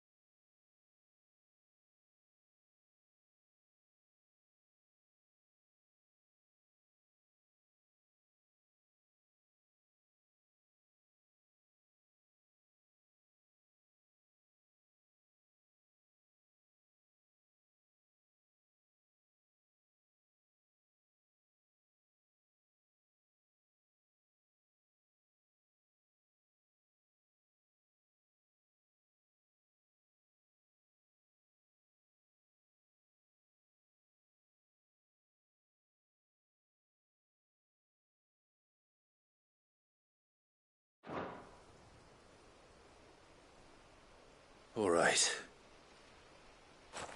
Back to Eastpool.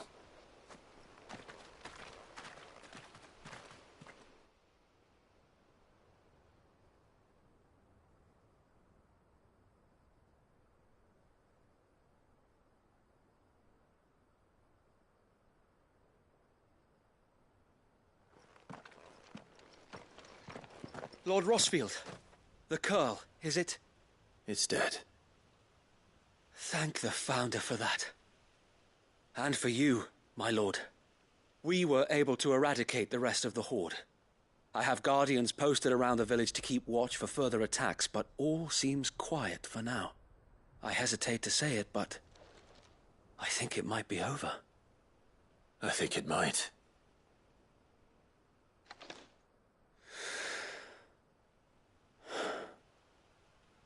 We did it. We saved Eastpool. Thank you, my friends. Thank you. No, Sir Wade. It's us who should be thanking you. You brought us together. Showed us what it means to fight for what you hold dear. We never had nothing to call our own before. We didn't know what it meant to protect it, but now we do. We really do. Forgive us, Sir Wade. You and your people saved us, and still we doubted you.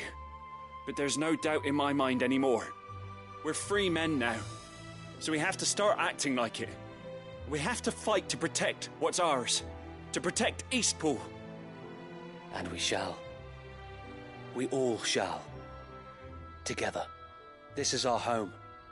And if anyone or anything tries to take it away, they'll have us to answer to. Come on then. Let's get to work. This village isn't gonna rebuild itself.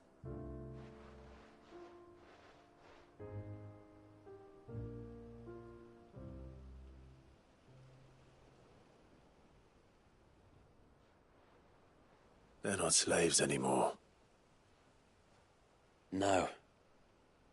They're Rosarians. Your father took pity on the bearer's plight, and I believe if he was still with us today, this is what he would have wanted. I believe you might be right. I shall remain here, my lord, and do what I can to help rebuild the village. After all, this is my home now too, and I could hardly call myself an Eastpoolian if I didn't pull my weight. I think you'll find it's Eastpudlian, Sir Wade. But you should be proud all the same. I'll have to pull my weight too. Can't have the rest getting outclassed. Speaking of which, I ought to be getting back. Can we continue to count on your support, Martha? Of course, and I'd be counting on yours too. Us Rosarians have got to stick together, haven't we? Indeed we have. And Clive, come by the Golden Stables when you get the chance. I ain't paid you for delivering them seeds yet. All right. I will.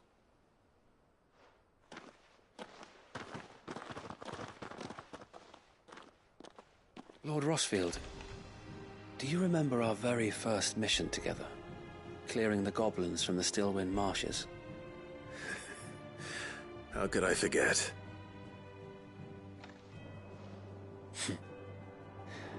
There's one side that I shall never forget.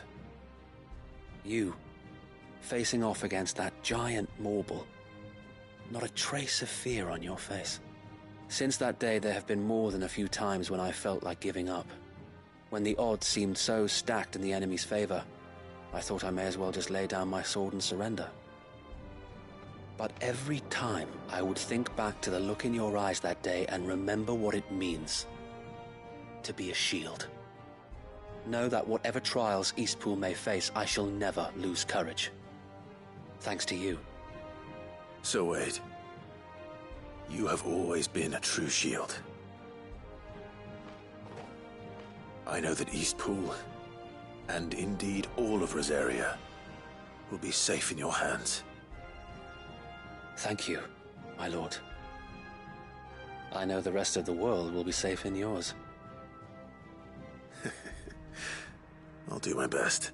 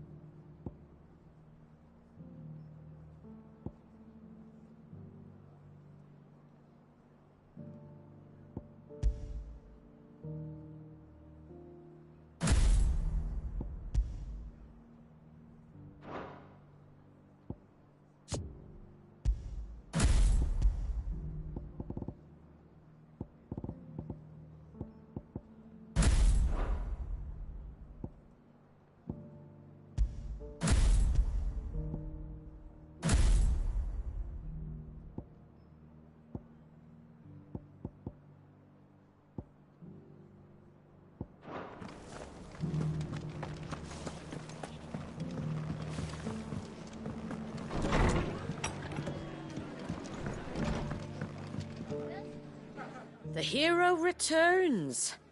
It's lucky you came by when you did, eh? Not only did my seeds get delivered, but you went and saved Eastpool and all. I just did what I could.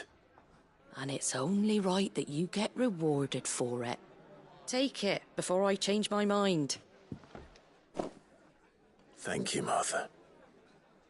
So, Eastpool's finally back on its feet again. And a home to free bearers. Who'd have thought we'd see the day, eh? Well, it was your idea. I know that, but I never stopped to think what it would mean. Bearers in charge of themselves, thinking for themselves, working for themselves. Like your hideaway, but not even hidden away. Though I suppose the rest ain't much different nowadays. You know, bearers living free like that reminds me of when I first met Sid. Loath as I am to recall that particular day. I take it you didn't always see eye to eye. What happened? Well, if you really want to know, I started doing what I do long before I met Sid. In fact, that's how I met him. Or at least how he came to meet me. He showed up at the stables one day, asking questions about who'd been buying up bearers. Founder knows what he thought I was doing with them. Running a hunt, poking around in their innards. Something awful, anyway. Me, I thought he was a new constable. Thought the game was up. But somehow we both managed to work out what each other was about. And before I knew it, the cheeky arse was rattling on at me about how I was doing it all wrong. After all my hard work. Told me I was giving them relief, but not freedom. That my bearers were still dying as slaves. Got right under my skin, it did. Told him if he didn't like it, he could bugger off and report me to the garrison. And do you know what he did? He smiled. And then he laughed. And then I did the same. We made a pact that day. That whenever one of us was in need, the other would always be there for him. And you were? Well, we both wanted the same thing. To make life better for bearers. Just like your dad. Do you know I was born right around the time Elwyn became Archduke? Growing up, I saw how he tried to change things. He certainly didn't lack for ambition, that one. Indeed. But the loftier one's ambitions, the harder they are to achieve. Which is why those of us who follow in their footsteps need to finish what people like Sid and my father started. Suppose you're right, aye. And if we don't manage it, there's always them who come after us. Good thing we've got a few half-decent sorts waiting in the wings, eh? It's almost enough to give you a little bit of hope. Just a little. Anyway, enough nattering. Better get back to work. Let's see about making everyone some dinner, shall we? The least the folks who saved Eastpool deserve is a hot meal. And you and me ain't gonna save the world on an empty stomach neither. That sounds like a wonderful idea.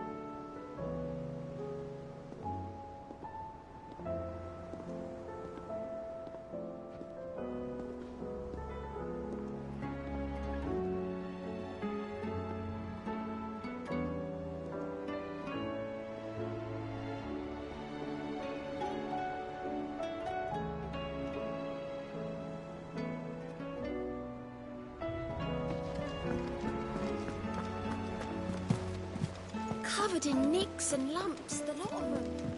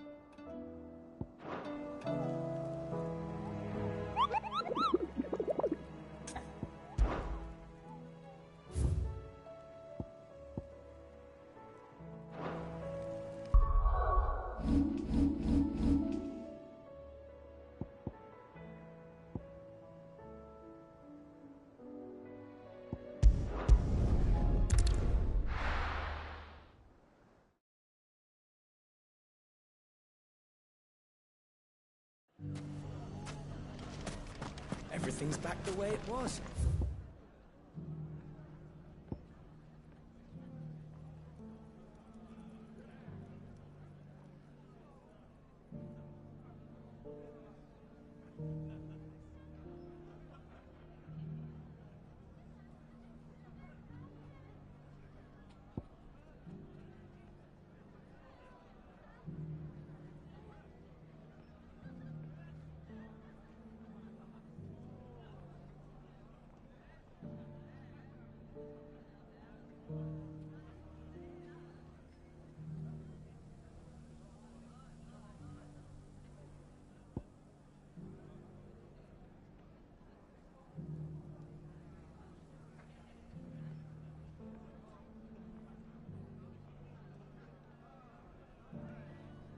I don't know how.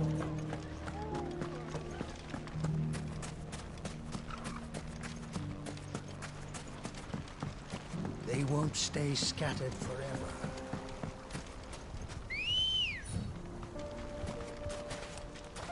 Good girl. Run like the wind.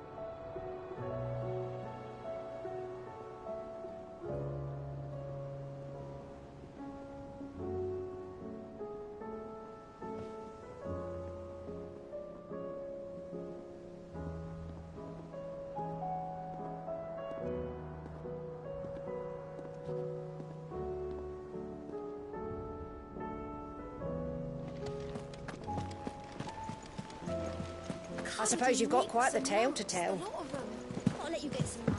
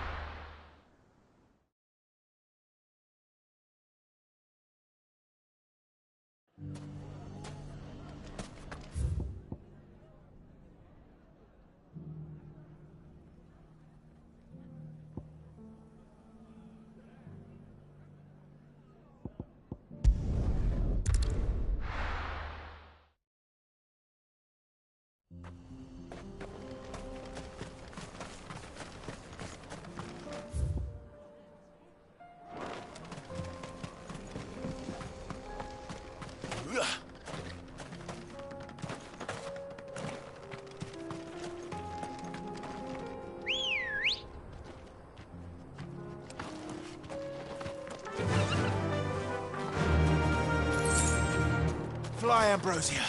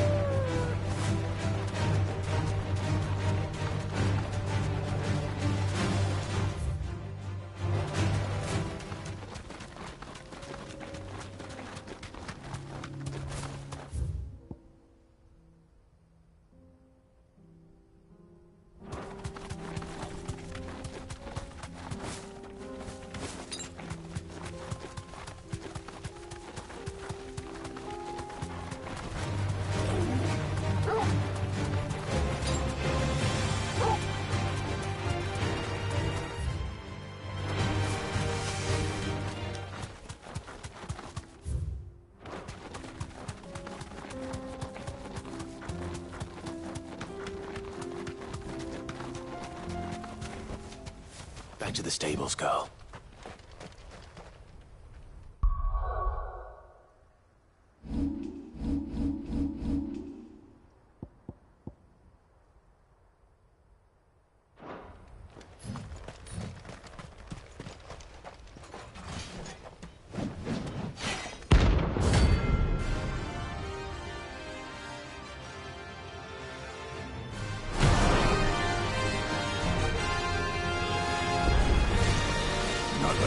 Forsaken soul, eh?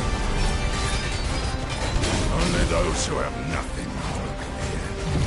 Show empty your pockets.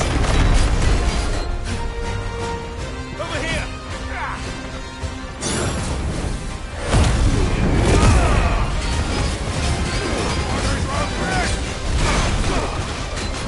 Let's have some fun.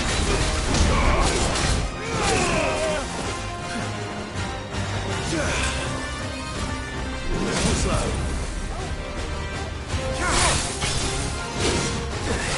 Get him!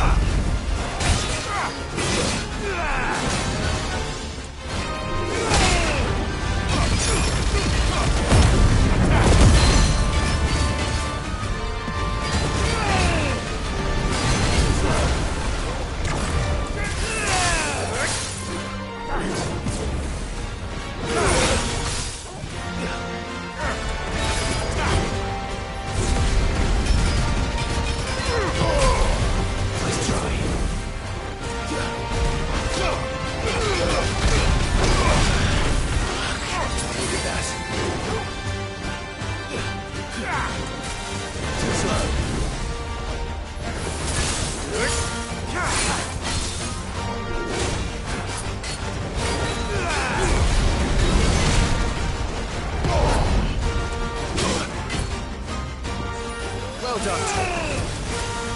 Let's try.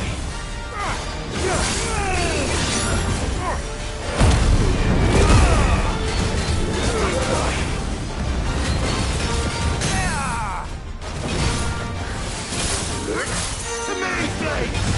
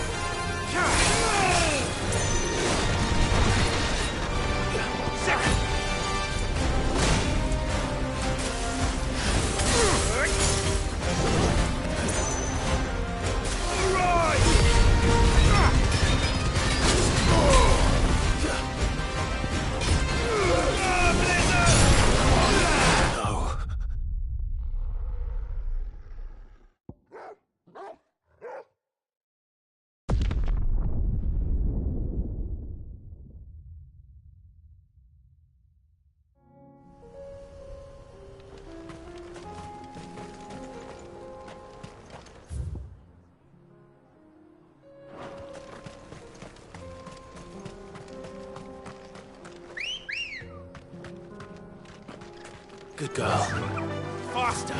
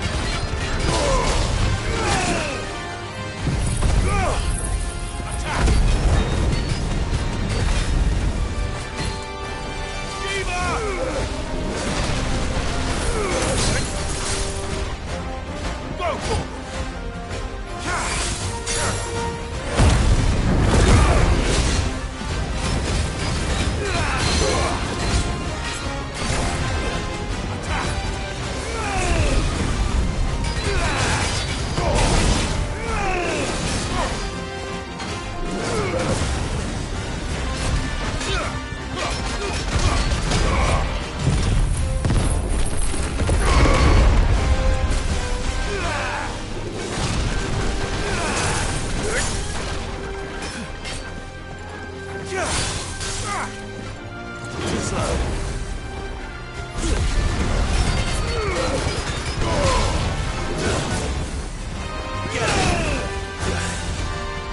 Help me, boy.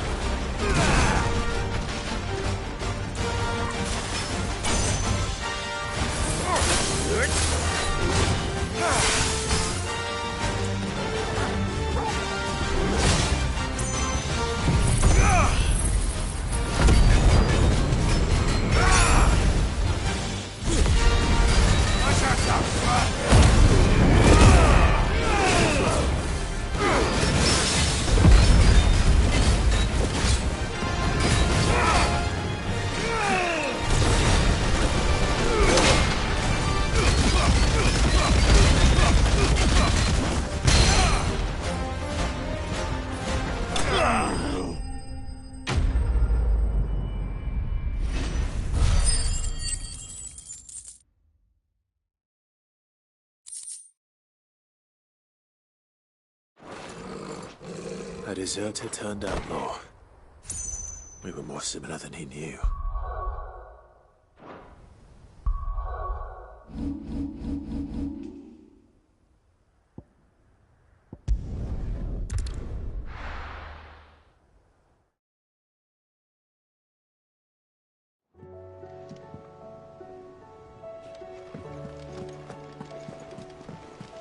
Covered in nicks and lumps.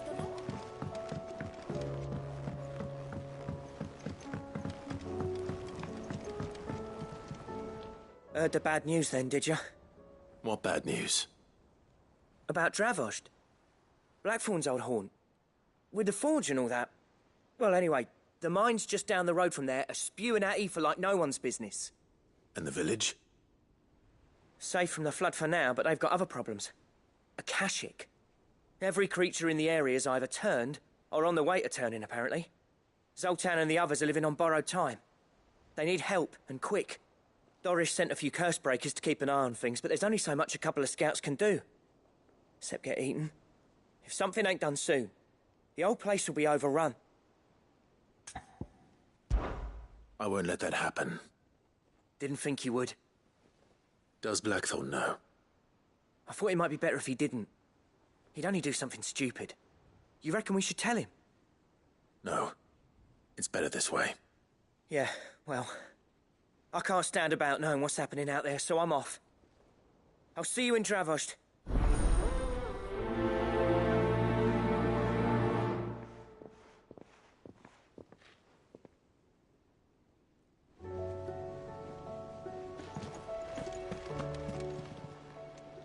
Oh, I wasn't expecting you back, so...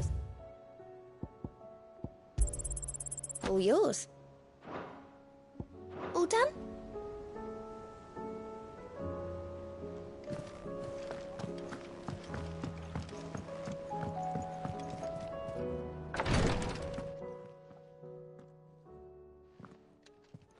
How are you feeling, Joshua? Better than I was.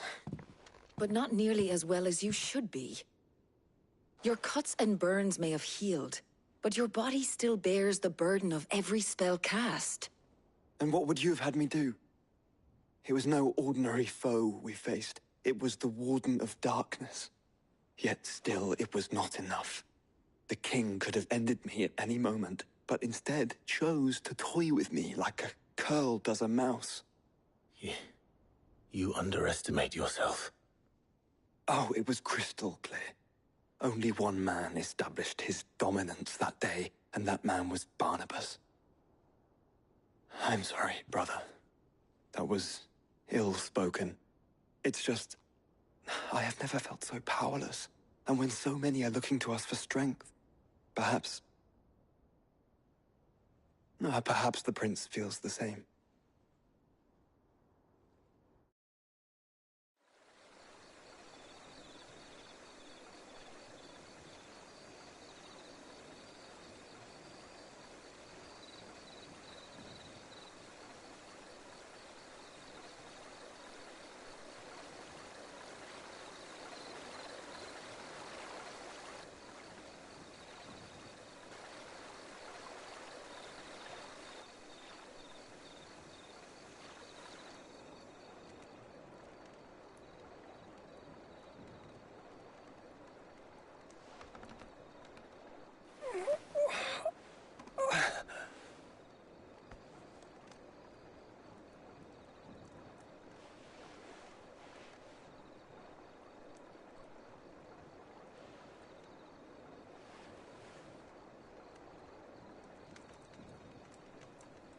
What is this place?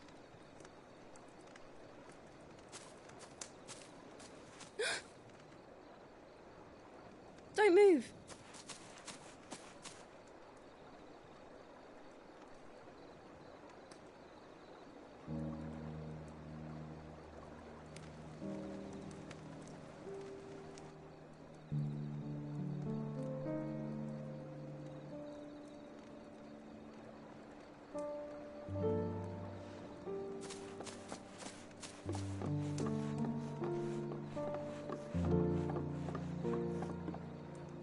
Here, it's fresh from the well.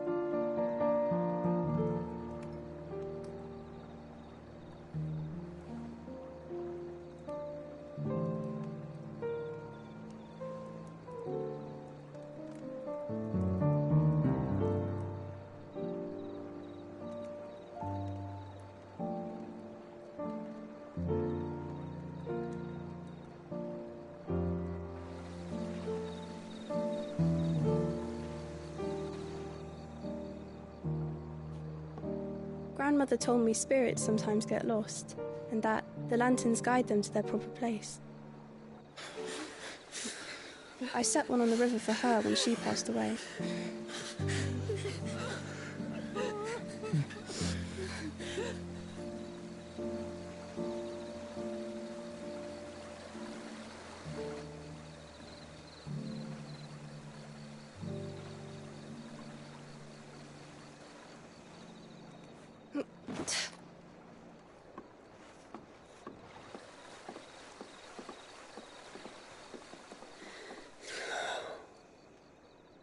The fiend works from the shadows. Was it you who guided my hand then, Ultima? No, not you. This is my doing, my fault, my sin to bear. And for it, I must atone. Your hurts are healing nicely. It was my poultices that saw you well. You make them? And sell them, or try to. Earns me enough for bread, most days. Forgive me. I have nothing to... I know, but I couldn't just leave you lying there.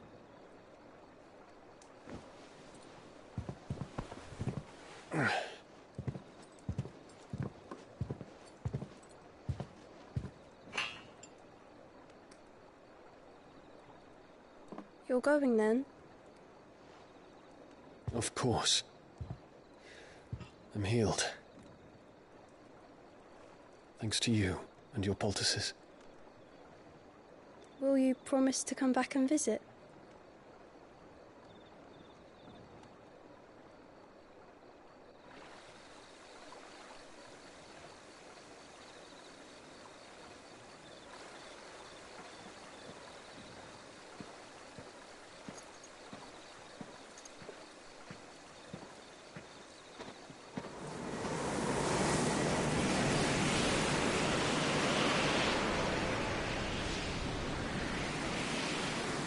Well, Phoenix, it would seem that I owe you my wings.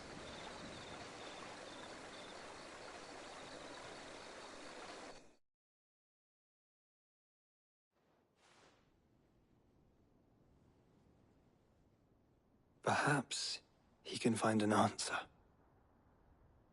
You will be returning to Waloed soon, I gather. I see no reason to wait. Then neither do I. I can think of a few, but I doubt they'll stop you. You will take your medicine. Of course, Lady Daya. Set on leaving already, are you? How long will it take us to get back to Ash? Dunno, about the same amount of time it took us to get here. Maybe less, if your uncle can find someone trustworthy to patch up the Enterprise. All depends on where we're putting into port, mind. Yes. It's not as if we can put ashore wherever we choose. We have to assume that the whole of Ash is hostile, and that we'll be attacked on sight. Then we must find a place they won't think to look. And I have an idea who might know of one. The Professor! I'll go and tell you come in. While you're plotting our course, I'll be in the shelves with your lawsman. I wish to pick his brains about Ultima. Then I'll talk to Karen about supplies for the journey. They may not be easy to come by in Ash.